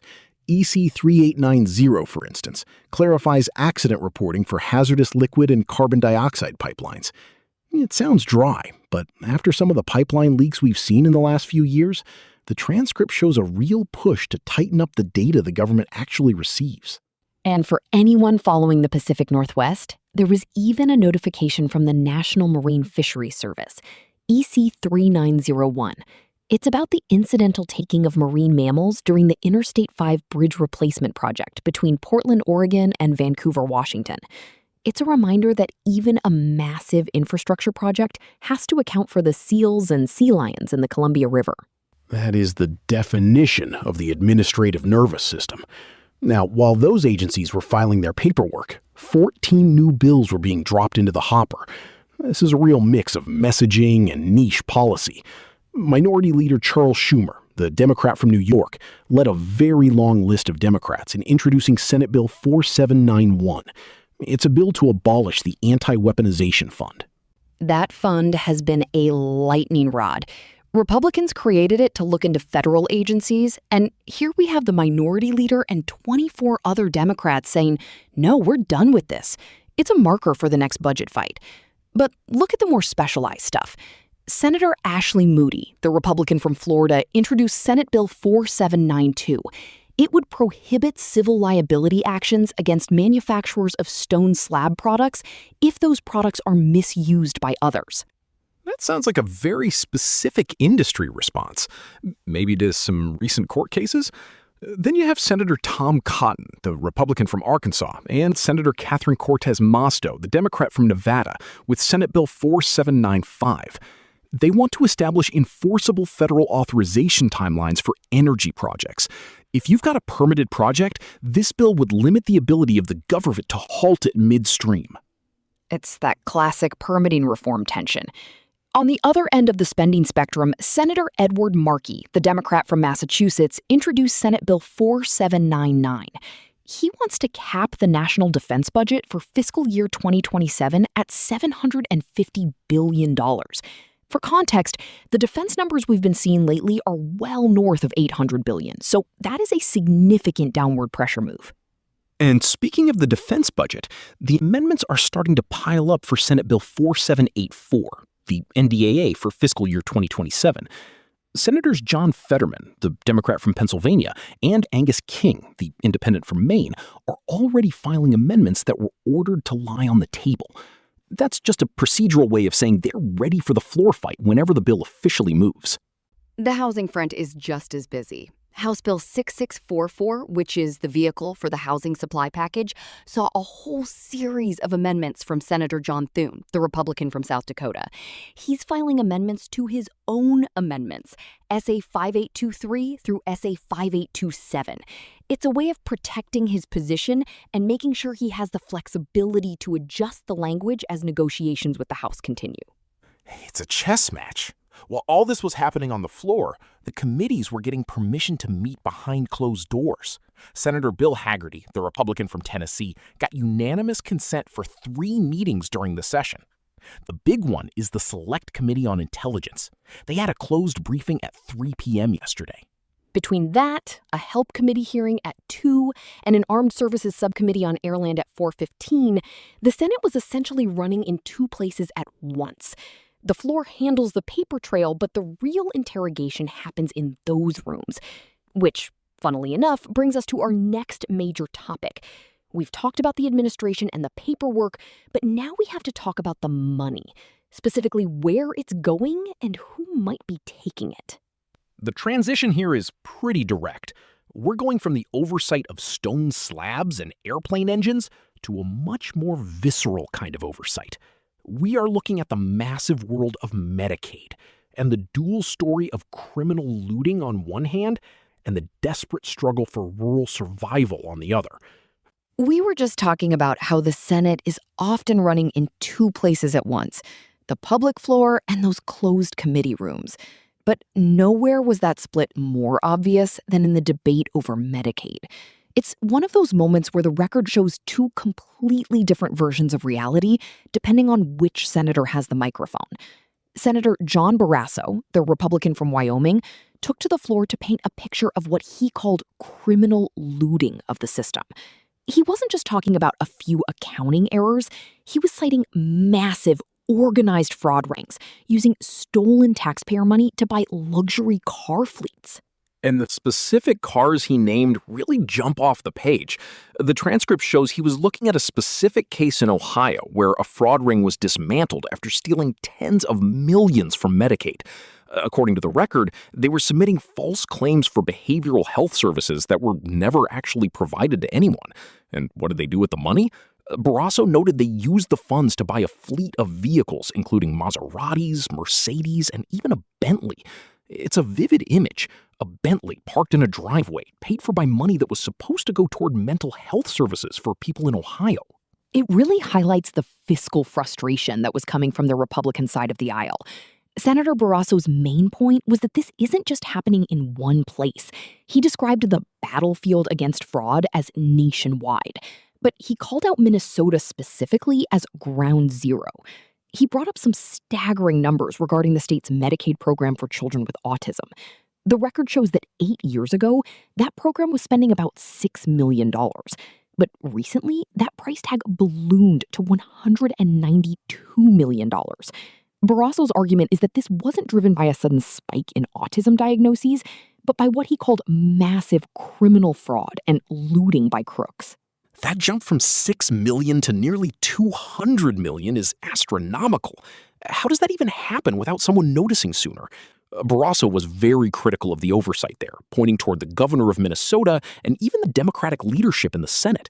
He mentioned that federal officials recently charged 15 individuals for stealing $90 million connected to that state's healthcare program. He called it the largest autism fraud scheme ever prosecuted. It's a very specific, very targeted type of crime, using programs designed for vulnerable children as a way to, as Barrasso put it, get rich quickly. And he didn't stop at Minnesota or Ohio. He brought in some data from Dr. Mehmet Oz, who is the administrator for the Centers for Medicare and Medicaid Services, the CMS. Senator Barrasso said that when he met with Dr. Oz recently, the data on hospice providers in Los Angeles was startling. The record indicates that Los Angeles only has about 3% of the total U.S. population, yet it somehow accounts for 33% of all hospice providers in the entire country.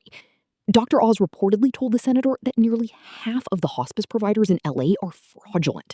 We're talking about shell offices, sometimes multiple hospices listed in the exact same office building, often not serving a single actual patient. That geography doesn't add up. 33% of hospice providers for 3% of the population? That's the kind of statistical anomaly that sets off every alarm bell for an investigative reporter. Barrasso's framing here is that this is a systemic failure of the previous administration to protect the Treasury. He mentioned that the new anti-fraud task force, led by Vice President J.D. Vance, is making this a top priority. He used a phrase that really sets the tone for the current Republican approach. No amount of fraud is too small to prosecute. It's a zero-tolerance stance that he says is necessary because total Medicaid fraud is now estimated at a staggering $120 billion a year. Right, and he's connecting that fraud directly to the legislative agenda we've been tracking. He credited the Working Families Tax Cut law with strengthening those Medicaid eligibility requirements and putting in work requirements for both Medicaid and food stamps. His argument is that by tightening the rules, you make it harder for these ghost daycare centers or fake hospice providers to siphon off the money. He even mentioned a specific daycare center in Minnesota that Joni Ernst, the Republican from Iowa, had investigated, a place that raked in over $230,000 from the Small Business Administration, the SBA, during the pandemic, despite the fact that 0 children were actually enrolled there. It's a powerful narrative of waste, but as soon as Senator Barrasso yielded the floor, we saw a completely different side of the Medicaid story. Senator Richard Durbin, the Democrat from Illinois, stood up and took the conversation in a very different direction. He wasn't talking about Maseratis or shell offices. He was talking about rural hospitals in downstate Illinois that are on the brink of collapse. He took aim at the president's budget, which he sarcastically noted the administration calls the Big Beautiful Bill. Durbin's focus was on a proposed $1 trillion reduction in Medicaid reimbursements to hospitals and healthcare providers over the next several years. That $1 trillion figure is what Durbin kept coming back to. He told the Senate about his recent consultations with his hospital administrators back home in Illinois. He asked them to forget the political hype in Washington and tell him what actually happens on the ground when that kind of funding disappears. The answer he got was bleak. According to Durbin, the administrators told him that hospitals will close, especially those in rural areas and inner cities. He described a specific progression of decline where the hospital doesn't just vanish overnight, but starts lopping off essential services piece by piece. He was very specific about which services go first. He said that in his experience in central Illinois, the first to go are usually the delivery of babies and behavioral medicine, things like mental health counseling. It's an interesting contrast, isn't it? Barrasso is talking about Maseratis bought with fake behavioral health claims, and Durbin is talking about real mental health clinics closing down because they can't afford to stay open. Durbin's point is that for a small rural hospital, those Medicaid reimbursements are the lifeblood that keeps the lights on. Without them, the volunteer help and the community effort he mentioned just aren't enough to bridge the gap. And he brought it down to a very human level of life and death, particularly for farm families. I think this was the most striking part of his speech. He talked about a terrible accident occurring on a farm in rural Illinois. If the local hospital has closed its emergency doors, that family is no longer looking at a 20-minute drive. He said, and I'll quote him directly here, driving 20 minutes versus driving an hour and 20 minutes can be life or death. That extra hour on the road while someone is bleeding out or in shock is the reality he's trying to prevent. That golden hour for trauma is so critical. Durbin's argument is that the Republican budget priorities are fundamentally mismatched with the needs of the country. He phrased it as a choice between cutting $1 trillion from Medicaid versus giving tax breaks to wealthy people. He was quite blunt, saying, "Vote me no. Vote all the Democrats no." For him, this isn't just about fiscal oversight. It's about the very survival of the healthcare infrastructure in places that are already underserved. He's looking at a map of Illinois and seeing medical deserts forming where hospitals used to be. It's worth noting that while Durbin was very partisan in his critique of the budget, he has been working on some bipartisan solutions in this space. He's been pushing the Rural Hospital Closure Relief Act with Senator James Lankford, the Republican from Oklahoma. So there is an acknowledgement across the aisle that these hospitals are vulnerable, even if they disagree vehemently on how to fix the broader system. Durbin's worry is that if you take a meat cleaver to the reimbursements to stop the fraud Barrasso is talking about, you're going to end up killing the patient, in this case, the rural healthcare system, along with the parasite. That's a great way to put it. Barrasso is looking at the $90 million stolen in Minnesota and saying we have to lock this down right now, while Durbin is looking at the maternity ward in a town of 5,000 people and saying they can't take another hit. It's a debate over program integrity versus healthcare access. Barrasso also touched on the idea that the Democratic leadership has been silent while this fraud happened in blue states. He specifically called out Senator Chuck Schumer, the Democrat from New York, for coming to the floor to talk about the importance of daycare centers, while, in Barrasso's view, ignoring the ghost daycare centers that were being used to loot the Treasury. He really tied it to the current political landscape, mentioning that the Democratic candidate for vice president is the governor of Minnesota, the state he labeled as ground zero for this fraud. Barrasso claimed that the governor looked the other way while $9 billion in total funds were stolen or mismanaged in that state. It's clear that the Republicans see this as a major campaign issue, framing the opposition as being more interested in government expansion than in actually making sure the money gets to the people who need it, like those children with autism he mentioned. And Barrasso is making sure the message to criminals is heard loud and clear. He mentioned that those who don't enforce the law will lose federal funds. It's a significant threat to state governments. If the Department of Health and Human Services, HHS, starts withholding Medicaid blocks because a state's fraud prevention isn't up to snuff, it would create a fiscal crisis for those states. He's essentially saying that the days of treating fraud as acceptable and inevitable are over. It's an aggressive stance, and he's using the Senate floor to build the case that the current administration is the first one to actually take it seriously. On the other side of that coin, Durbin is framing it as a moral choice about what we value as a nation.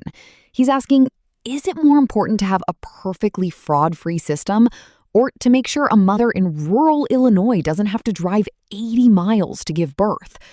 The transcript shows he's incredibly frustrated by the idea that tax benefits for the richest people in this country are being prioritized over those hospital reimbursements. He's painting the Republicans as being out of touch with the ground truth that he's hearing from hospital administrators. It's interesting to see how they both use vulnerable populations to anchor their arguments. For Barrasso, it's the children with autism whose money is being siphoned away by crooks. For Durbin, it's the farm family or the person in the inner city who loses their local clinic. They're both arguing that the other side's policies are hurting the very people the program was designed to help. It's a fundamental disagreement over the state of the system. Is it a leaky bucket that needs to be plugged or a drying well that needs more water? And the numbers they use are just so vast, it's hard to wrap your head around them. $120 billion in annual fraud versus $1 trillion in proposed cuts. When you're dealing with figures that large, it's easy for the individual stories, the Bentley in Ohio or the closed maternity ward in Illinois, to get lost. But those are exactly the details these senators are using to try and win the argument. Barrasso even mentioned whistleblowers, alleging that some Democrats have tried to muzzle people who are trying to sound the alarm on this fraud. He's trying to build a case that this isn't just negligence, but a deliberate effort to protect a system that allows for this kind of corruption. He's definitely leaning into the investigative side of things. Mentioning Senator Joni Ernst's work on those daycare centers shows there's a coordinated effort on the Republican side to dig into the specifics. They aren't just making broad claims, they're naming specific businesses and specific amounts of money. That's a very different approach than just arguing over budget percentages. It's about building a dossier of outrageous examples to justify a massive overhaul of how Medicaid is administered. While Barrasso is building that dossier, Durbin is building a case for infrastructure, arguing that a hospital is just as critical as a road or a bridge. He mentioned that these small rural hospitals often do their darndest with volunteer help to stay open. There's a real sense of community desperation in his words. He's warning that once these facilities close, they don't usually come back. You lose the doctors, you lose the specialists, and you lose the safety net for an entire region. It's a permanent loss of capability that he says would be a direct result of these budget cuts. It's a high-stakes debate because Medicaid is such a massive part of the federal budget. It's the primary source of funding for long-term care, for many births in this country, and for millions of low-income families. When you start talking about trillion-dollar changes or $100 billion fraud, you're talking about the stability of the entire U.S. healthcare system. Barrasso is promising accountability and consequences for criminals, while Durbin is promising to fight what he sees as a threat to the health infrastructure of the nation. They are both standing on the same floor, looking at the same program, and seeing two completely different emergencies. The procedural fallout from this is going to be significant, too. We've seen Barrasso mention that every single Democrat voted against the landmark legislation to fight fraud, waste, and abuse. This is likely referring to the recent budget and tax package that the Republicans passed. He's using that vote as a political cudgel, saying that by voting against the bill, Democrats were choosing to protect thieves over taxpayers. It's a very sharp, very pointed accusation that sets the stage for how this is going to be talked about in the upcoming elections. And you can bet Durbin will be using the hospital closure argument in the same way. He's already framing it as Republicans want to cut your local hospital to give tax breaks to the wealthy. It's the classic battle of priorities. What's interesting is how specific Barrasso got with the names of his colleagues, mentioning Senator John Husted and Senator Bernie Moreno from Ohio as people who voted to root out this kind of corruption.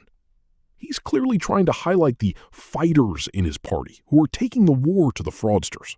That mention of Husted and Moreno is a good example of how these floor speeches are often used to boost colleagues who are active on a particular issue. It builds a sense of momentum. And Barrasso's closing statement was a real rallying cry. The American people are absolutely infuriated by the fraud that is being exposed. They want these people to go to jail. It's a focus on justice and fiscal rectitude. Meanwhile, Durbin's closing was more of a defensive crouch, essentially saying not on our watch when it comes to the Medicaid cuts. That's a debate that isn't going away anytime soon, especially as the new anti-fraud task force starts rolling out more indictments. Every time a new Maserati is seized in a Medicaid fraud case, Barrasso's argument gets a new data point. And every time a rural hospital announces it's cutting its maternity ward, Durbin's argument gets a new piece of evidence. It's a grim race to see which narrative takes hold with the public. But for now, the record shows a Senate deeply divided over whether the primary threat to Medicaid is the people stealing from it or the people trying to trim its budget. Well, while they argue over where the money is going, there's another fight brewing over how the government is getting its information in the first place. This brings us to a major development on the surveillance front. For weeks, we've been tracking the looming deadline for FISA Section 702, and it looks like the debate has shifted from whether to reauthorize it to how to close what critics are calling the backdoor search loophole. While the Senate has been tangled up in the dollar signs of Medicaid fraud, a different kind of oversight battle was playing out on the floor yesterday. We've been watching the clock tick down on FISA Section 702 for weeks now, and Senator Dick Durbin, the Democrat from Illinois, decided it was time to put the administration's intelligence emergency claim under a microscope. He spent a significant portion of his time yesterday arguing that the rush to reauthorize this surveillance tool is ignoring some pretty staggering data about how it's actually being used. And staggering is the right word for it, Cora. When you look at the transcript of his speech, Durbin brings up a number that should make any privacy advocate sit up a little straighter. 278,000. That is the number of non-compliant searches the Federal Bureau of Investigation, the FBI, conducted in a single year, according to a March 2022 report. These aren't searches of foreign terrorists. These are backdoor searches, where the government is essentially querying a massive database of communications they've already collected to find information on Americans. It's a specific procedural quirk of Section 702 that Durbin has been vocal about for years. To give the context here, Section 702 allows the government to collect the communications of non-U.S. citizens located outside the country without a warrant. That part is generally non-controversial in the halls of Congress. But because Americans talk to people in other countries, their emails, texts, and phone calls get swept up in that same net. The backdoor Durbin is talking about is when an agency like the FBI then goes back and searches that database for an American's name or email address without getting a warrant first. Right. And Durbin's point is that this isn't just a theoretical risk. He noted that the FISA court itself, the very body that oversees this, has observed that, quote, compliance problems with the FBI's querying of Section 702 information have proven to be persistent and widespread. He's not just calling out the current administration either. He acknowledged that these abuses have happened under both Democratic and Republican leadership. But he's making the case that right now, the push for a clean reauthorization is an attempt to sidestep a bipartisan solution that's already on the table. Correct. That solution is the SAFE Act. Durbin mentioned he's partnering with Senator Mike Lee, the Republican from Utah, on this. It's one of those rare moments where you see the far left and the libertarian-leaning right find common ground. The SAFE Act would essentially mandate a judicial warrant before the government can search the private communications of Americans that were incidentally collected under Section 702. Durbin was quite firm on the floor, saying, quote, no single branch of government in the United States should have unchecked power to spy on Americans. It's interesting to see him frame it that way, especially with the recent history of the Director of National Intelligence nomination. Durbin brought up the saga of Bill Pulte, who was the administration's first choice for the DNI role. Pulte is currently the director of the Federal Housing Finance Agency, and Durbin pointed out that he has no intelligence experience, but has been very active in pushing for criminal referrals against the president's political critics. Durbin used that to highlight the danger of putting such a powerful surveillance tool in the hands of an administration he claims is interested in weaponizing government power. And he didn't stop there. He also mentioned Jay Clayton, the U.S. Attorney for the Southern District of New York, who has now been nominated for that DNI spot after the Pulte choice fell through. Durbin's argument is that regardless of who is in the chair, whether it's Jay Clayton or Kash Patel at the FBI, the system itself shouldn't rely on the virtue of the person in charge. It should rely on the Fourth Amendment. He was very clear that the SAFE Act is meant to be that constitutional guardrail. One of the most revealing parts of Durbin's speech was how he handled the emergency argument. Usually when FISA reauthorization comes up, we hear that the world will end if it's not renewed by Friday. But Durbin challenged that directly. He pointed out that the surveillance program operates under year-long certifications from the FISA court, and the current ones are active through March of 2027. So even if the law technically expires, the collection of intelligence doesn't just stop overnight. He's essentially saying, we have time to get the reform right, so don't tell me this is a midnight hour crisis. That's a key institutional detail. These certifications provide a buffer that most people don't realize exists. It gives the Senate breathing room, though Durbin noted that Republican leadership has been hesitant to use it, preferring instead to push for a reauthorization without these new warrant requirements. And then there's the added complication of the Save America Act. Durbin was quite critical of the president's recent announcement that he won't support a FISA extension unless it's tied to that election reform bill, the one that includes new national ID requirements for voting. That's a classic legislative squeeze play, isn't it? Linking a national security must-pass to a highly partisan election bill. Durbin called it an attempt to suppress the vote and argued that FISA shouldn't be a bargaining chip for the Save America Act. He seems to be trying to peel away the national security hawks by showing that the SAFE Act is a serious, bipartisan reform, while the election bill linkage is just political maneuvering. He even mentioned seeing a classified report in the Senate intelligence SCIF that documents even more abuses that the public hasn't seen yet. That mention of the SCIF, the Sensitive Compartmented Information Facility, really underscores the staffer brain view of this. When a senator says they've seen the classified version and it's compelling, they're trying to signal to their colleagues that the public numbers, as bad as they are, might only be the tip of the iceberg. Durbin was essentially telling the chamber that he's seen these ongoing abuses that the administration refuses to disclose, and that's why the SAFE Act can't just be another tinkering around the edges reform. It really comes down to whether the Senate is willing to force a warrant requirement onto the intelligence community. The FBI has historically argued that requiring a warrant for these backdoor searches would blind them to fast-moving threats. But Durbin countered that by noting that from 2018 to 2024, the FBI was already required to get a warrant for a very small subset of criminal cases, and they never once actually got one. He's using their own lack of compliance as the primary argument for why the law needs more teeth. He's framing it as a choice between the retribution he associates with the current administration's rhetoric and the constitutional imperatives of the Fourth Amendment. It was a high-stakes speech for a Tuesday afternoon, and it sets the stage for a very messy floor fight if leadership tries to jam through a clean extension.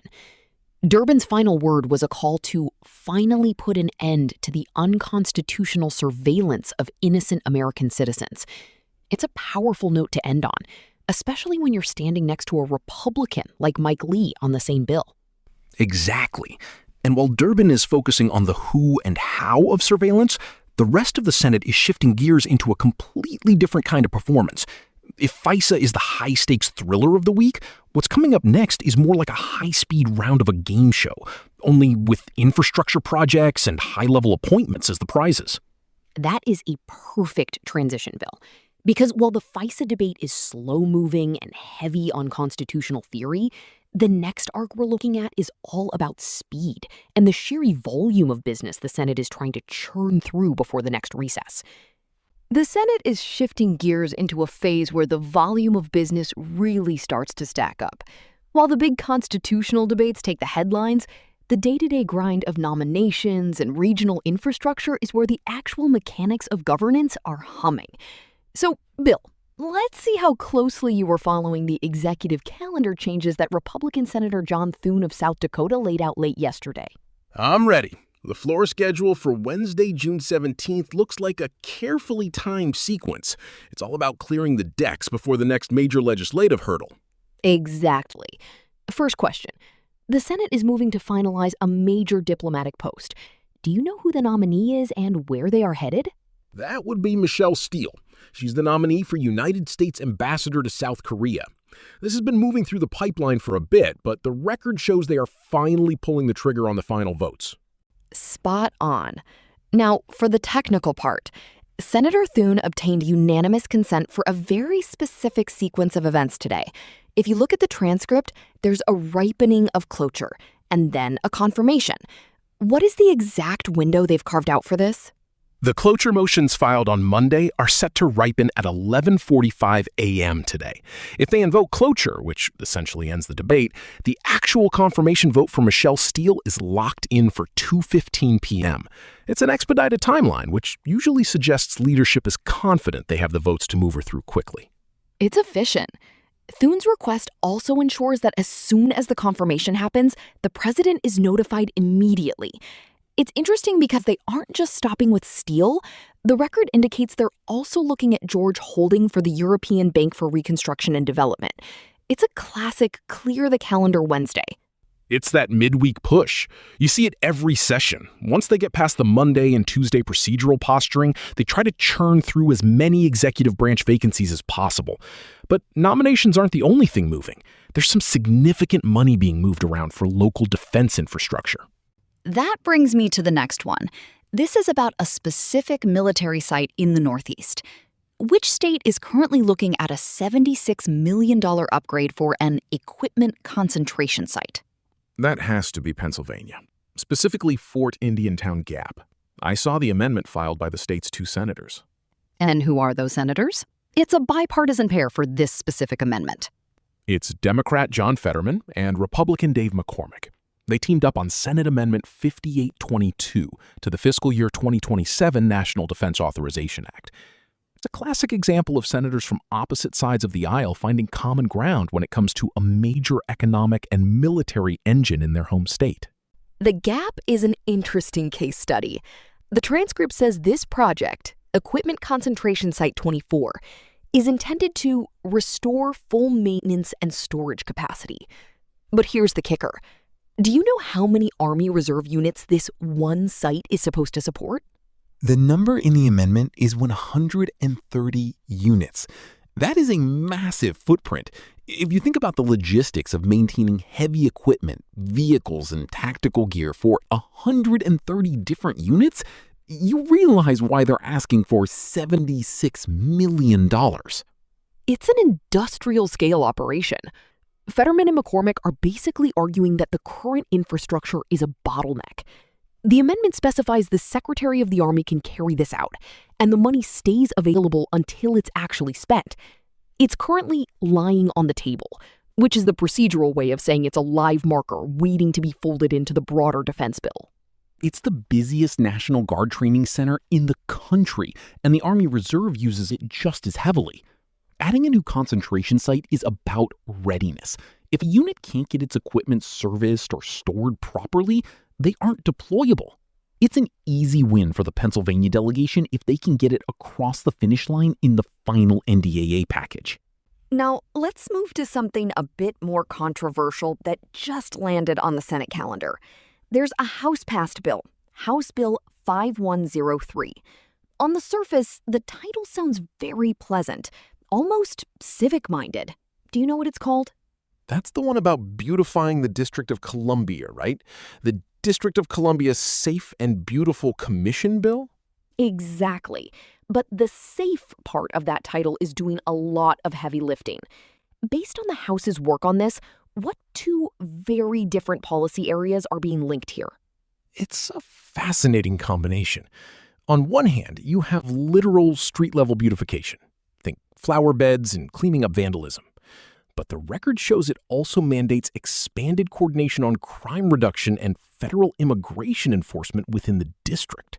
It's essentially linking the aesthetic of the city to its law enforcement posture. Right. It passed the House back in March and just got its first and second readings in the Senate by unanimous consent yesterday. Now it's officially on the Senate calendar. The bill would create a federal commission to oversee these programs.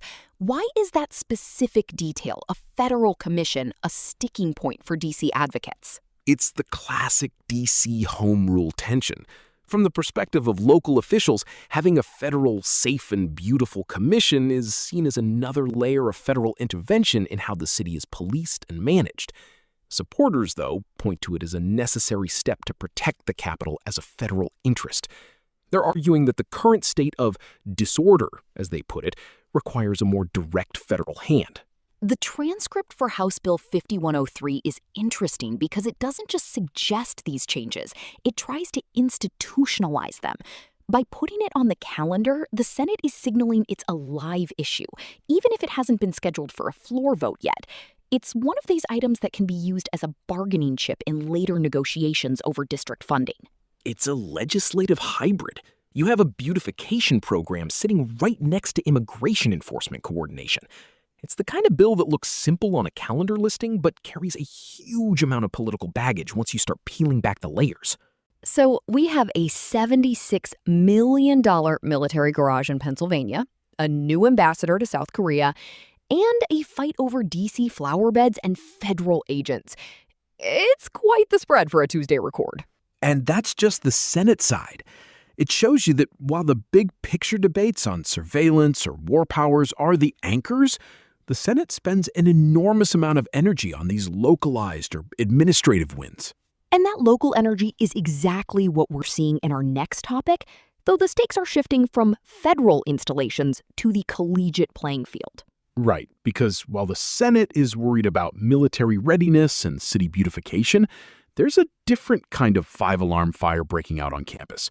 The Senate shift from city beautification to the locker room was abrupt.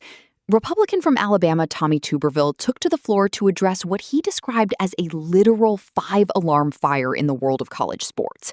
If you look at the transcript, he spent quite a bit of time leaning on his 40 years as a coach before he ever set foot in the Senate. He told the chamber that college athletics is supposed to be a pathway to a degree, but that the current system is effectively breaking that pathway. And he didn't just use that five-alarm fire metaphor for color. He brought some really staggering numbers to the floor to back it up. He noted that in the last year, over 10,500 college football players entered the transfer portal. To put that in perspective for the other senators, he pointed out that about 3,200 of those were in Division I. That is essentially enough players to empty out 30 entire programs, or every single team in the ACC and the Big 12 combined, all at once. It's a massive scale of movement. Tuberville's argument is that this constant roster turnover makes it impossible for coaches to actually develop young people or ensure they stay on track for a degree. He mentioned that once a student transfers, the statistical likelihood of them actually graduating drops by 50%. He told the Senate that we've moved from a student-athlete model to what he called a transactional free agent model, where short-term paychecks are outweighing education. He also raised a point about the downstream effects that I think often gets lost in the headlines about big-name quarterbacks. He argued that this portal chaos is squeezing out high school recruits. If a coach can pick up a 22-year-old with 4 years of college experience through a transfer, they're less likely to offer that scholarship to an 18-year-old coming out of high school. It's a bottleneck that affects the next generation of athletes before they even get to campus. So his solution is House Bill 4177, the Student Athlete Act of 2026. It's a relatively short bill, especially compared to the alternatives, and it centers on what he calls the 5-for-5 model. You get 5 consecutive years to play 5 seasons, and you get exactly 1 penalty-free transfer. After that, if you want to move again, you go back to the old school rule. You have to sit out for a year. The transcript shows he was very firm on this. No questions asked for the first one, but absolutely no waivers for the second. That no waivers part is where the friction really started. Tuberville argued that the moment you allow for exceptions, you're just inviting a wave of litigation. He told the chamber, if you give waivers to people, you have problems. They are going to go to a federal judge, and it is going to end up the same way we are doing it today. He basically sees any flexibility as a loophole that lawyers will exploit until the rule is meaningless. But that rigidity is exactly why Democrat from Washington Maria Cantwell stood up to object. She agreed that college sports are in crisis, but she argued that Tuberville's approach is far too blunt. She specifically pointed to the lack of health and safety standards in his bill.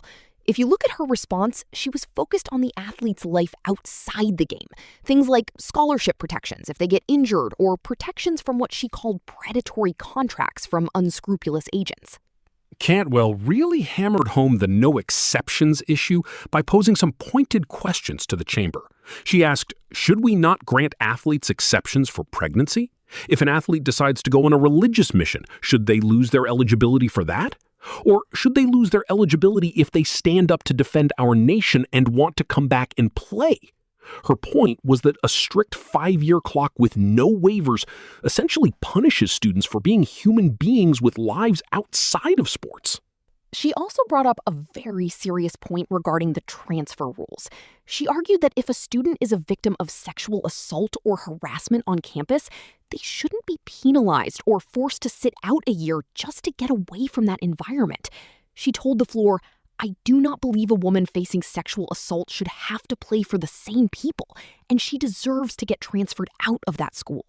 For Cantwell, those aren't just loopholes, they're basic human rights protections. This really highlights the two different philosophies at play here. Tuberville wants a clean, simple rule that stops the legal chaos, while Cantwell is pushing for a much broader framework that includes the NIL, that's name, image, and likeness rights, and health standards. She's co-authoring a different bill, the Protect College Sports Act, with Republican from Texas Ted Cruz. And it was Cruz who stepped in next with a very pragmatic, almost procedural take on why Tuberville's bill wasn't the way forward. Cruz is in an interesting spot here because he actually agreed with a lot of Tuberville's frustrations. He acknowledged that the NCAA is currently being governed by court orders and last-minute injunctions rather than clear standards. But Cruz told the Senate that if they want to actually solve the problem, they need 60 votes. He was very blunt. The way the Senate operates, you have got to get 60 votes. If you can't get 60 votes, your bill can't pass. He essentially called the Cantwell-Cruz bill the only train leaving the station. He listed off an incredible roster of endorsements for their bipartisan version. The ACC, the Big 12, the NFL, the NBA Players Association, and even legendary coaches like Nick Saban and John Calipari. Cruz's argument was that while their 111-page bill is an imperfect compromise, it's a compromise that actually has the legs to become law. Tuberville didn't seem moved by the list of endorsements, though. He warned that those coaches and commissioners might not realize what they're signing up for by inviting the federal government so deeply into their operations. He was particularly skeptical about the revenue-sharing aspects being discussed. He pointed out that while we talk about revenue sharing, in practice, a lot of that money, he cited a figure of $20 million, tends to flow almost exclusively to men's football teams. He voiced a concern that this would eventually bankrupt non-revenue sports and women's sports. He said, it doesn't go to women. It doesn't go to basketball or softball or baseball. It goes to the men's football team. It is a disaster. Tuberville's final word on the floor was a warning that by creating a complex system with waivers and exceptions, the Senate would just be enriching lawyers. He said that is who is going to get rich here. Not the athletes, but the lawyers. Ultimately, Cantwell's objection stood. Tuberville's request for unanimous consent was blocked, which leaves the Senate right where it started, with a choice between a narrow, strict rule or a massive bipartisan overhaul. It's clear both sides agree the House is on fire, but they're still debating whether to use a garden hose or rebuild the entire plumbing system from scratch.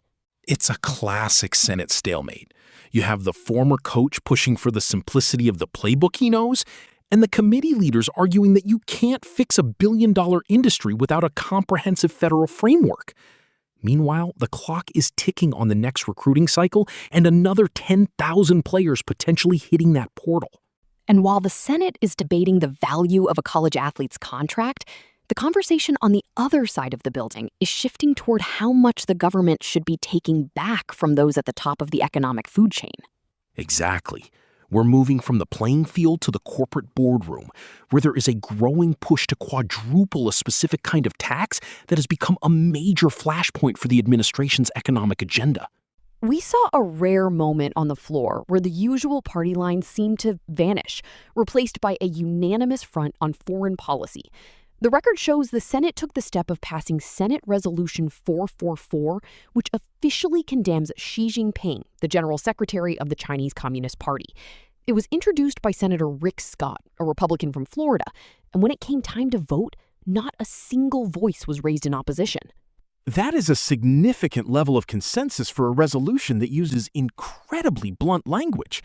We aren't just talking about a mild critique of trade policy here. The transcript shows the Senate formally labeling Xi Jinping a brutal dictator and characterizing the CCP as the single greatest existential threat to the American way of life. Senator Scott didn't mince words, calling the party a criminal organization that lies, cheats, steals, and exploits slave labor. To get a no-objection shortcut on language that aggressive is a pretty clear signal of where the chamber stands right now. Senator Scott's remarks went through a long list of grievances to justify this. He started with the origins of COVID-19, stating that the Chinese government used the World Health Organization to spread lies while over 1 million Americans died. But he didn't stop at the pandemic. He explicitly linked the Chinese government to the fentanyl crisis, arguing that their refusal to curb the export of fentanyl precursors is directly responsible for tens of thousands of deaths in the United States. It was a very direct line between Beijing's policy decisions and the safety of American neighborhoods. And he took it a step further by discussing the economic impact, too. He mentioned how decades of currency manipulation and hundreds of billions of dollars in intellectual property theft have cost millions of American jobs. But there was one story he told that was particularly striking because it focused on an incident in Zambia. He alleged that the CCP intentionally dumped toxic waste into Zambia's main river, poisoning the drinking water for 5 million people and destroying the livelihoods of 12 million others. He used that as an example of what he called a callous disregard for human life that extends far beyond China's own borders. If you look at the record, the human rights allegations were central to the resolution's preamble. Senator Scott highlighted the genocide against the Uyghur population in Xinjiang, where he noted over 1 million people have been placed in camps. He also brought up the systemic harvesting of organs from political dissidents, specifically naming the Falun Gong. He even cited a 2022 State Department report from Tibet where a man was allegedly beaten to death for the simple act of delivering food to a home for the elderly. It was a dark, detailed picture of the internal state of the country. It really was. And he also used his time to criticize past U.S. foreign policy. He talked about how for decades there was this idea that if you just got every Chinese citizen an F-150 and a Coke, the communist system would fall away and they would become more like the West. He argued that the opposite has happened. He told the Senate that the U.S. has literally subsidized the modernization of the Chinese military through investments in Chinese companies listed on American exchanges, specifically naming Alibaba. He's essentially calling for a total rejection of that old policy of economic engagement. The procedural path here was also interesting. Senator Scott asked for unanimous consent to discharge the Foreign Relations Committee from further consideration. This is that same no objection shortcut we've covered before, where a bill can bypass the committee process and go straight to a vote if no one speaks up. Not only did the resolution pass, but the preamble was agreed to as well. It's a formal declaratory condemnation that, while it doesn't create new sanctions or laws, carries a lot of symbolic weight coming from a unified Senate. It's a stark contrast to the energy we saw later in the day. As soon as you move from foreign policy to domestic election security, that bipartisan unity completely evaporates. Minority Leader Chuck Schumer, a Democrat from New York, took to the floor to announce what he's calling a spotlight forum. It's basically an unofficial hearing because, as Schumer put it, Republicans will not hold hearings on this important issue, protecting our elections. That's right. Minority Leader Schumer and Senator Alex Padilla, a Democrat from California, are convening this forum to talk about what they describe as chaos coming from the Trump administration. Schumer was very direct, saying that voters pick their leaders, not the other way around. He claimed that the Democratic Election Protection Task Force is gearing up to defend local and state officials from a variety of threats, including cyber attacks and what he called intimidation from Trump loyalists. The forum is clearly a response to the current deadlock in the official committee structure. Senator Padilla, who chairs the subcommittee on elections, has been focusing on how things like the SAVE Act and certain executive orders might affect the upcoming vote. In the record, the Democrats are arguing that these measures, which Republicans frame as election integrity safeguards, could actually make it harder for eligible citizens to register and vote. They're specifically worried about documentation hurdles for people like military voters, young people, and married women who have changed their names. Schumer also raised concerns about what he called the federal seizure of election equipment and ballots. It's a high-stakes framing. He told the Senate that the goal of this spotlight forum is to give people a place to testify so the public can learn the truth about potential interference efforts. It's a way of creating an official sounding record even when the majority party isn't interested in opening the committee doors for a formal hearing. And you can see how much friction this causes. After Schumer finished his remarks, he suggested the absence of a quorum, which is a standard procedural move to pause things. But almost immediately, Senator John Barrasso, a Republican from Wyoming, stood up to rescind that request and move the business along. It was a quick, almost silent transition, but it shows how quickly the two sides go back to their respective corners once the topic of China is off the table. It really highlights the two different speeds the Senate is running at right now. On one hand, you have a unanimous cross-party agreement that the leader of the world's second-largest economy is a brutal dictator. On the other, you have a minority leader having to host an unofficial forum because the two parties can't even agree on what constitutes a threat to their own backyard. It's a perfect example of how foreign policy can sometimes be the only place left where the Senate speaks with one voice. It also shows how the Spotlight Forum is becoming a regular tool for the minority. If you can't get a gavel in a committee room, you find a different room, call it a forum, and invite the press. Senator Padilla has been particularly active here, trying to document how things like proof of citizenship requirements might disproportionately affect certain groups, like voters of color. They are trying to build a narrative of partisan interference that they can carry into the next election cycle, even if they can't get a single bill out of committee. The language in the record really emphasizes that. Schumer ended his remarks with a direct message, saying, "Donald Trump, listen to this. You may not know it because you sure don't act like you know it. In America, voters pick their leaders. Leaders don't pick their voters." It's a clear marker of where they intend to focus their energy as the calendar moves closer to November. And that is the legislative landscape in a nutshell. Total consensus on the threat from Beijing and total disagreement on how to handle the ballot box here at home. We'll have to see if this Spotlight Forum produces any actual policy proposals or if it's strictly about the public education Schumer mentioned. But while the Senate was looking abroad and at the ballot box, a different kind of clock was ticking for the heartland. The Corn Belt versus the shutdown clock. It's interesting how he framed the opposition's potential strategy, too. He mentioned there's talk that some might actually want a government shutdown just before the election for political leverage. If that happens, and we get caught in a cycle of continuing resolutions that stretch from October to Thanksgiving and then to Christmas and then into February, the E15 measure effectively dies in the crib. Every time a clean CR is passed to avoid a shutdown, it's a missed opportunity for this policy. Grassley is basically saying to his colleagues, don't let the fiscal drama drown out the farm economy. He's trying to build a sense of urgency that transcends the usual partisan bickering over the top-line budget numbers. And he's using every tool in the kit, including the environmental and national security arguments. He described ethanol as cleaner burning than fossil fuels and a way to reduce reliance on foreign energy. It's that all-of-the-above energy strategy rhetoric we hear so often, but with a very specific Midwestern flavor. He even got a bit folksy toward the end. He talked about how when he does ribbon-cutting ceremonies at new ethanol plants, he likes to say the policy is good, good, good. He even referenced the old Campbell's Soup slogan, saying, good. It's a very signature Grassley moment, taking a complex legislative strategy about market demand and clean continuing resolutions and boiling it down to a catchy phrase about what's good for Iowa. It really highlights the frustration of a senior lawmaker who sees a clear path to a win, but is watching the procedural gears grind to a halt. He noted that E15 is further than it ever has been because of that House progress. To get this close and then see it slip away because of a fight over appropriations or a potential shutdown, you can hear the urgency in the transcript. He's basically telling those other 27 senators that if they don't find a vehicle now, they might never get another chance. The $14 billion in increased demand isn't just a number to him. It's the difference between a profitable year and a foreclosure for a lot of his constituents. It's a high-stakes game of legislative musical chairs.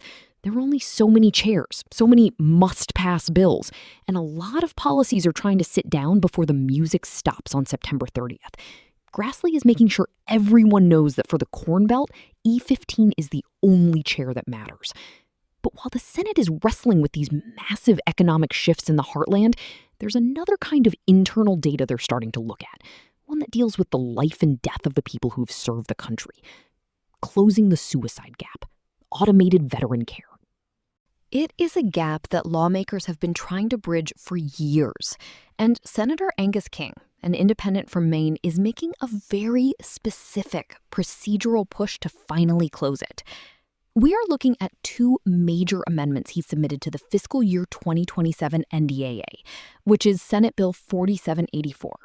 The first, Senate Amendment 5829, focuses on the Transition Assistance Program, or TAP. If you look at the record, this is about more than just giving a speech to departing troops. It's about standardizing the entire way the VA interacts with service members before they even take off the uniform. The institutional memory here is that the transition period, specifically that 180-day window before someone leaves active duty, is a high-risk zone for mental health crises. The TAP program has existed for a long time, but the complaint you often hear from veterans is that it's a fire hose of information. You're trying to figure out your resume, your housing, and your health insurance all at once. Senator King's amendment seeks to bring some order to that chaos by mandating a standardized presentation specifically about VA benefits. And the standardization is the key. Right now, the quality of that counseling can vary wildly depending on which base you're at or who is leading the session.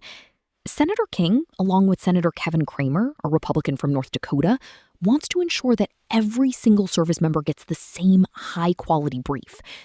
The amendment actually requires the Secretary of Veterans Affairs to develop this presentation in collaboration with VSOs, the VSOs, who already handle a lot of this paperwork through the Benefits Delivery at Discharge program. That Benefits Delivery at Discharge program is essential because it's supposed to let you file your claims while you're still on active duty, but it's often buried under a mountain of other TAP requirements. What's interesting about the language in Senate Amendment 5829 is the guardrails it puts up. It says this presentation can't exceed 1 hour. They're literally capping the time so it doesn't become another 4-hour slide deck that people tune out. But there's also a neutrality requirement that stands out. Right. The text specifically says the presentation, quote, may not encourage the member to join a particular veteran service organization. They want the VSOs in the room because those organizations have the expertise to help with the complicated forms, but they don't want it to turn into a recruitment drive. The goal is information and assistance, period. It's a delicate balance. You need the VSOs because the VA instructors themselves are often legally barred from actually filling out the paperwork for the service member. They can tell you about the benefit, but they can't help you sign the line. The VSOs can. It's that last mile problem. The VA explains the bridge exists, but the VSO is the one who helps you walk across it. By bringing accredited representatives into the TAP classroom, Senator King is trying to make sure that when a service member walks out of that room, they don't just have a brochure, they have a started claim. But even with that, there's still the issue of the administrative black hole that happens the moment someone receives their DD-214. That's where Senator King's second amendment comes in, Senate Amendment 5828. This is the one that targets the bureaucratic lag Bill mentioned. It proposes a pre-transition healthcare registration system. If this makes it into the final NDAA, the Secretary of Veterans Affairs would be required to automatically register service members in this system at least 180 days before they separate. It moves the VA from a reactive stance to a proactive one. Think about how it works now. You leave the military, you get your papers, you go home, and then maybe a month or two later, you realize you need to see a doctor. You call the VA, and they have to verify who you are, verify your service, and then start the enrollment process. That can take weeks or months. During that time, if you're struggling with a mental health issue or a service-connected injury, you're essentially on your own. This amendment says, no, the VA and the DOD need to talk to each other 6 months before you leave. The transcript for SA 5828 is very explicit about the automation. It says, quote, "The Secretary shall automatically register such member in the pre-transition healthcare registration system." It isn't an opt-in while you're still in the service. It's a structural handoff. Now, there's a rule of construction included to protect individual choice. It clarifies that this doesn't force a veteran to actually use VA services or enroll in the permanent patient system. It just ensures the door is already open if they choose to walk through it. It's about lowering the friction. If the registration is already done, the follow-up becomes much simpler. The amendment mandates that within 30 days of separation, the VA has to reach out to the veteran via phone, email, text, and mail to help them finish the enrollment and schedule that first primary care appointment. It's that solid start model on steroids. They want to catch people before they fall into that transition gap, where the risk of suicide is statistically at its highest. And the outreach requirements in the amendment are quite broad. It specifically calls out groups that have historically been underrepresented or have faced unique barriers at the VA. Women veterans, minority veterans, and LGBTQIA+ veterans. The Secretary would be required to proactively engage with these groups to explain specific services, like military sexual trauma counseling and vet center support.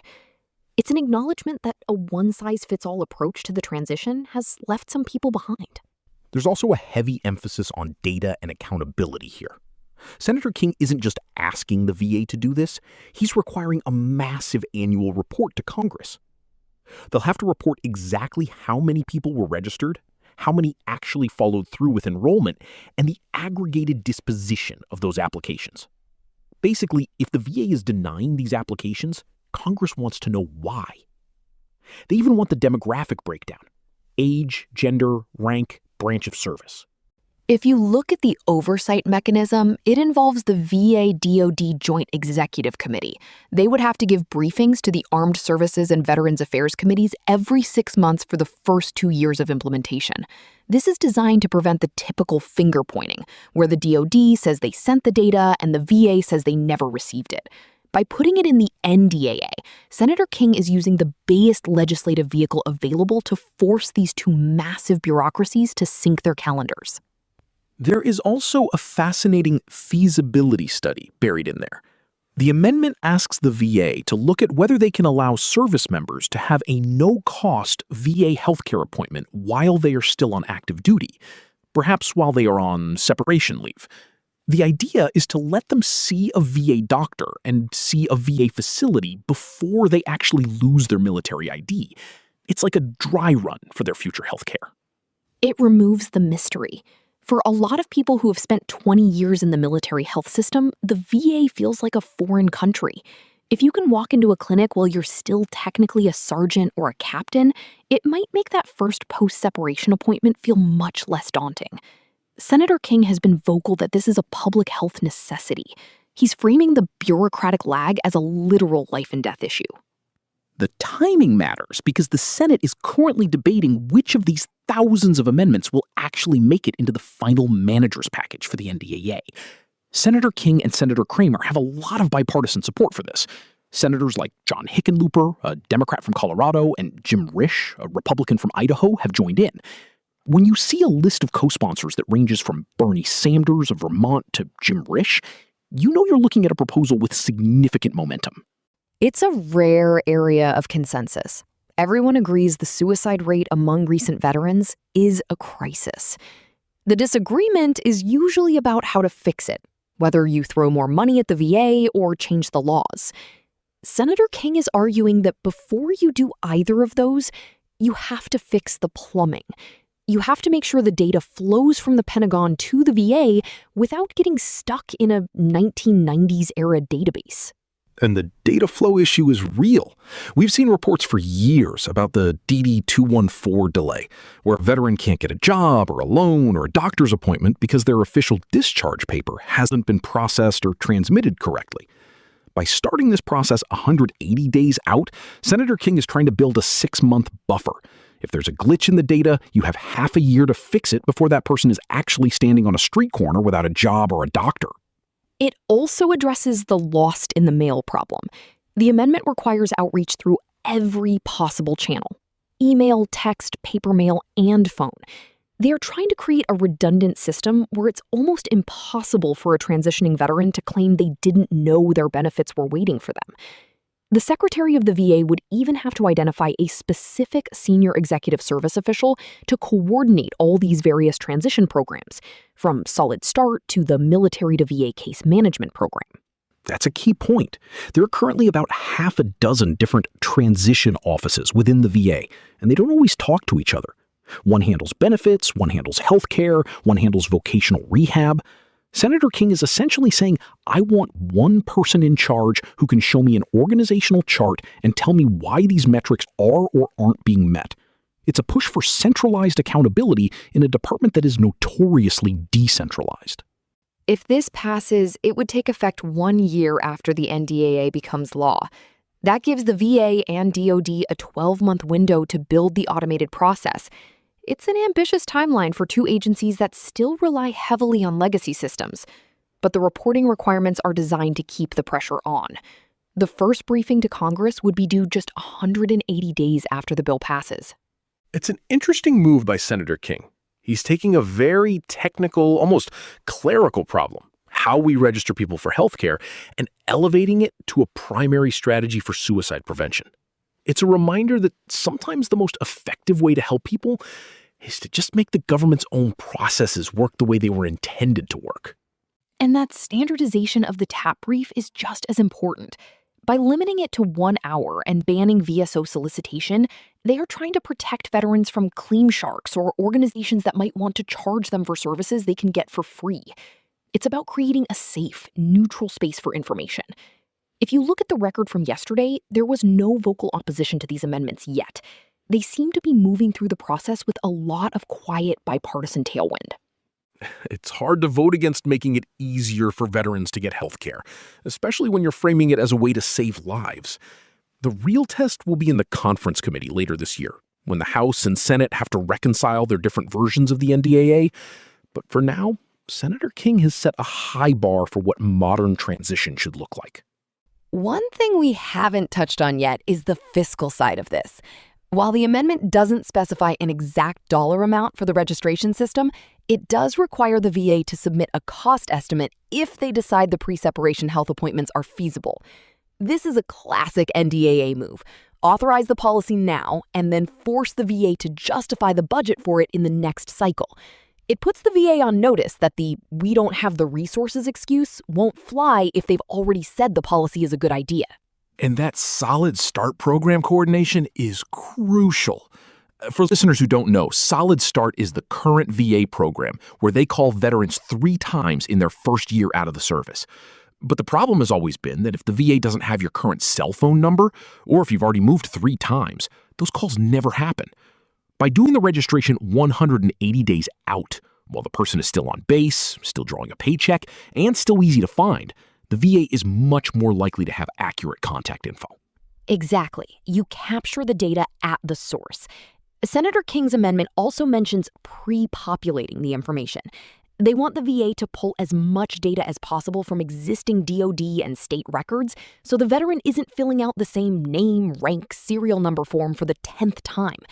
It sounds small, but if you've ever dealt with federal paperwork, you know that pre-populating a form is a massive quality of life improvement. It's the difference between a process that takes 5 minutes and a process that takes 5 hours. And for someone in a mental health crisis, those 5 hours can be an insurmountable barrier. Senator King is basically trying to Amazon Prime the VA enrollment process.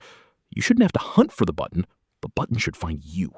We'll be watching to see if these amendments make it into the final manager's package. Given the bipartisan list of co-sponsors, including high-ranking members of the Veterans Affairs Committee, the odds look good.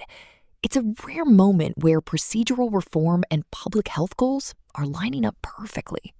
It's a long way from the cornfields and the farm bill debates we were talking about earlier, but it's the same basic principle, using the legislative process to address a very specific, very human problem. But while Senator King is looking at the long-term health of veterans, other lawmakers are focused on a much more immediate deadline that could affect families across the country. That's right. As we move closer to the end of the fiscal year, the conversation on the floor is starting to shift toward the looming possibility of a government shutdown and the specific impact that would have on childcare programs. It's a high-stakes gamble with the election cycle right around the corner. The transition from veteran care to childcare might seem abrupt, but in the halls of Congress, it's all part of the same year-end scramble. Let's look at how the election is shaping the latest fight over the budget. We were just talking about those long-term healthcare fixes for veterans, looking at a horizon of years or even decades. But as we transition into our final story of the session, the horizon on the Senate floor yesterday was much, much shorter. We're talking about the next 5 months. The November engine is officially idling at the starting line, Cora. You can hear it in the reverb of the chamber.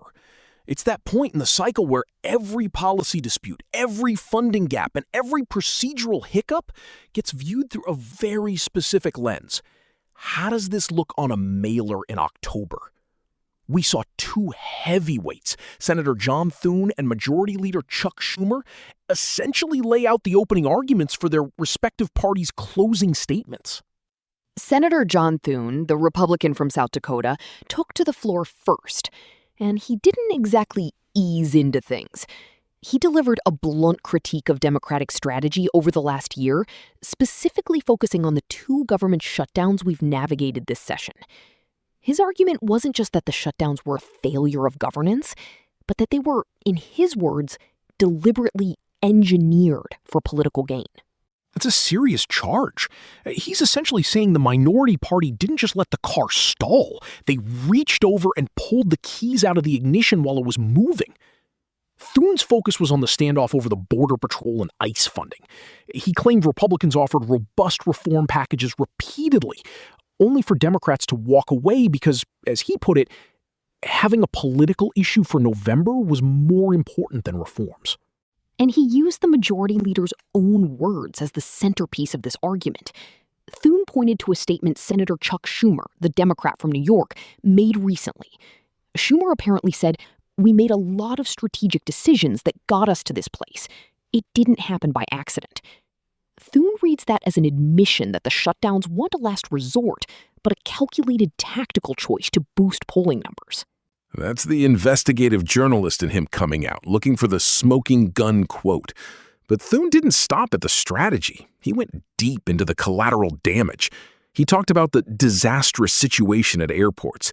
He mentioned air traffic controllers and TSA officers who, he says, have been leaving in droves because they were forced to work without pay for months.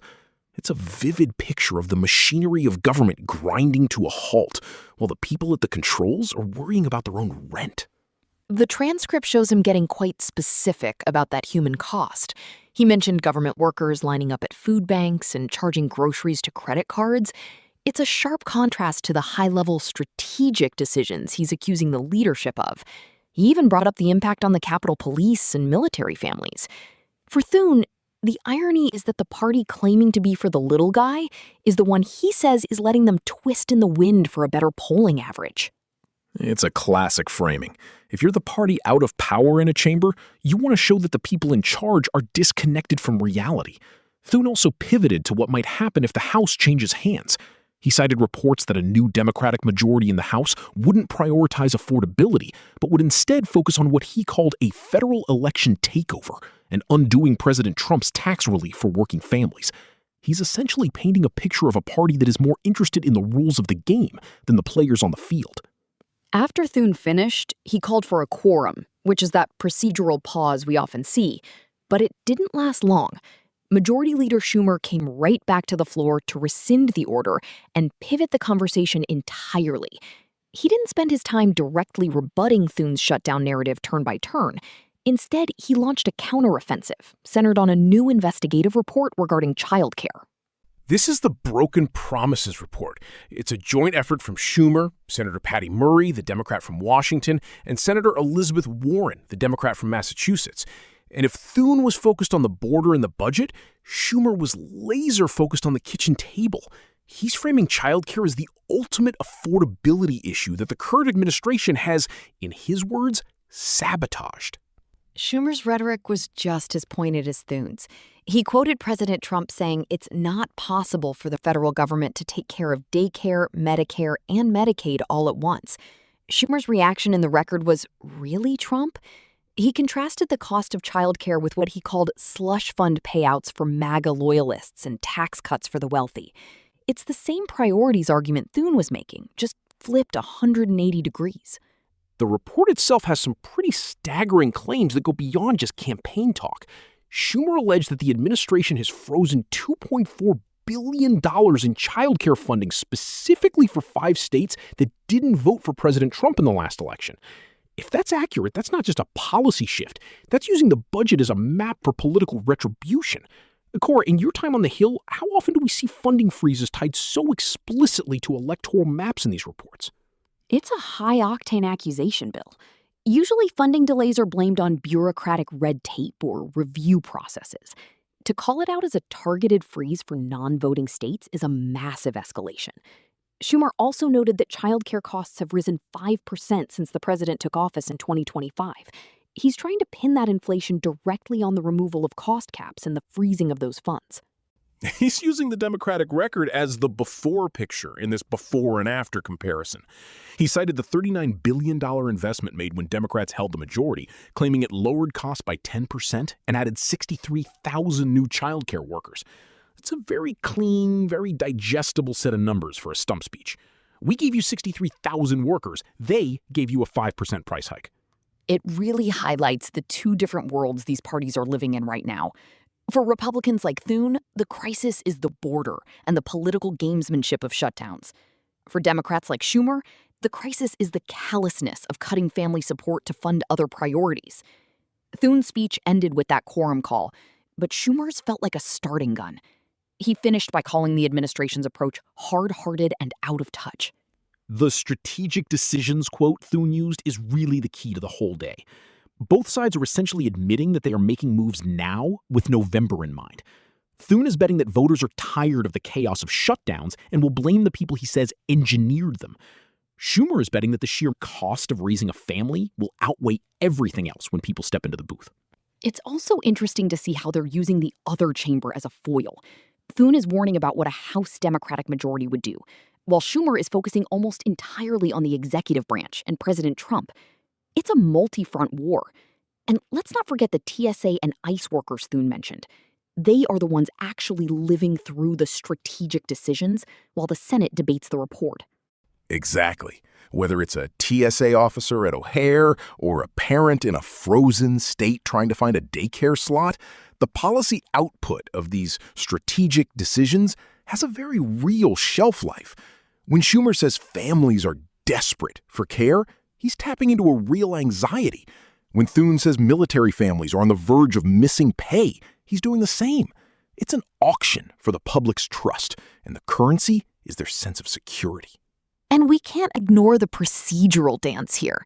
Thune delivers this blistering attack, then suggests the absence of a quorum, basically walking away and letting his words hang in the silence of the chamber. Then Schumer rushes in, clears the decks, and immediately drops a heavy investigative report. It's rhythmic. It's almost like a theatrical performance where the stagehands are as important as the lead actors. It's the no objection shortcut in action. Schumer asks for unanimous consent to rescind the quorum call. Nobody objects because everyone wants the floor for their own next point, and the cycle continues. But the substance of that childcare report, the $2.4 billion, that's going to be a number we hear a lot more. If that funding is truly frozen in 5 specific states, you can bet the representatives from those states are going to be making a lot of noise in the coming weeks. It's a classic move. Turn a budget line item into a narrative about fairness. If you're a voter in one of those 5 states, that report isn't just a document, it's a bill. And if you're a traveler who got stuck in a 3-hour TSA line during the last shutdown, Thune's speech isn't just politics. It's a reminder of a very bad Tuesday morning. Both leaders are trying to ensure their version of the truth is the one that sticks when the campaigns hit full speed. It's also a reminder that even when the House is in the middle of a marathon voting session, or the Senate is tied up in committee, the floor remains the ultimate pulpit. You can release a report on a website, but reading it into the congressional record gives it a different kind of permanence. It becomes part of the official why of this Congress. And that why is looking increasingly like a choice between two very different versions of what the government should be doing with its wallet. Is it a tool for national security and border integrity that's being hamstrung by politics? Or is it a support system for families that's being dismantled to pay for other things? Depending on which speech you listen to, you get a completely different answer. The transition from the veteran care discussion we had earlier to this shutdown and childcare fight really shows the duality of the Hill. On one hand, you have the quiet, bipartisan work on specific health issues. On the other, you have this high-decibel, high-stakes clash over the very soul of the budget. It's the legislative process in a nutshell. Well, the decibel level is only going to go up from here. As we look at the record from yesterday, it's clear that the summer slump isn't happening this year. Between the war powers clock we've been tracking and these new reports on childcare and shutdowns, the to-do list is only getting longer, even as the calendar gets shorter. It's a gamble, Cora. A huge election cycle gamble. Will the public care more about the strategic decisions that led to the shutdowns, or the broken promises on childcare costs? We're about to find out, and the Senate floor is going to be the front row seat for that showdown. And that wraps up our deep dive into the June 16, 2026 congressional record. From the intense debates over surveillance and war powers to the granular fights over childcare funding and veteran health, it's been a packed session. It really feels like the themes for the rest of the year were set in stone over these last 24 hours. The tension is high, the stakes are higher, and the rhetoric is getting sharper by the minute. But before we go, we have one last thing for you. It's a little detail from the record that didn't make the headlines, but might just give you a different perspective on the people under the dome. While the Senate debates the future of war and housing in the record, they've also made sure to authorize a ceremony for a time capsule destined for the year 2276. It's good to know that even if they can't agree on next week's budget, they're already planning for the nation's 500th birthday. Talk about a serious commitment to the long game. It really is a bit of institutional optimism. Amidst the surveillance stalemates and the fiscal cliffs we've analyzed, there's something almost poetic about the chamber pausing to leave a message for a generation 2.5 centuries away. I just hope they include a very clear map. Sometimes it's hard enough to track down the final text of a last-minute amendment when the clock is ticking, let alone a box buried in 2026. That's Floor Notes' full session for today. We appreciate you being here. We'll be back with you when the gavel falls again.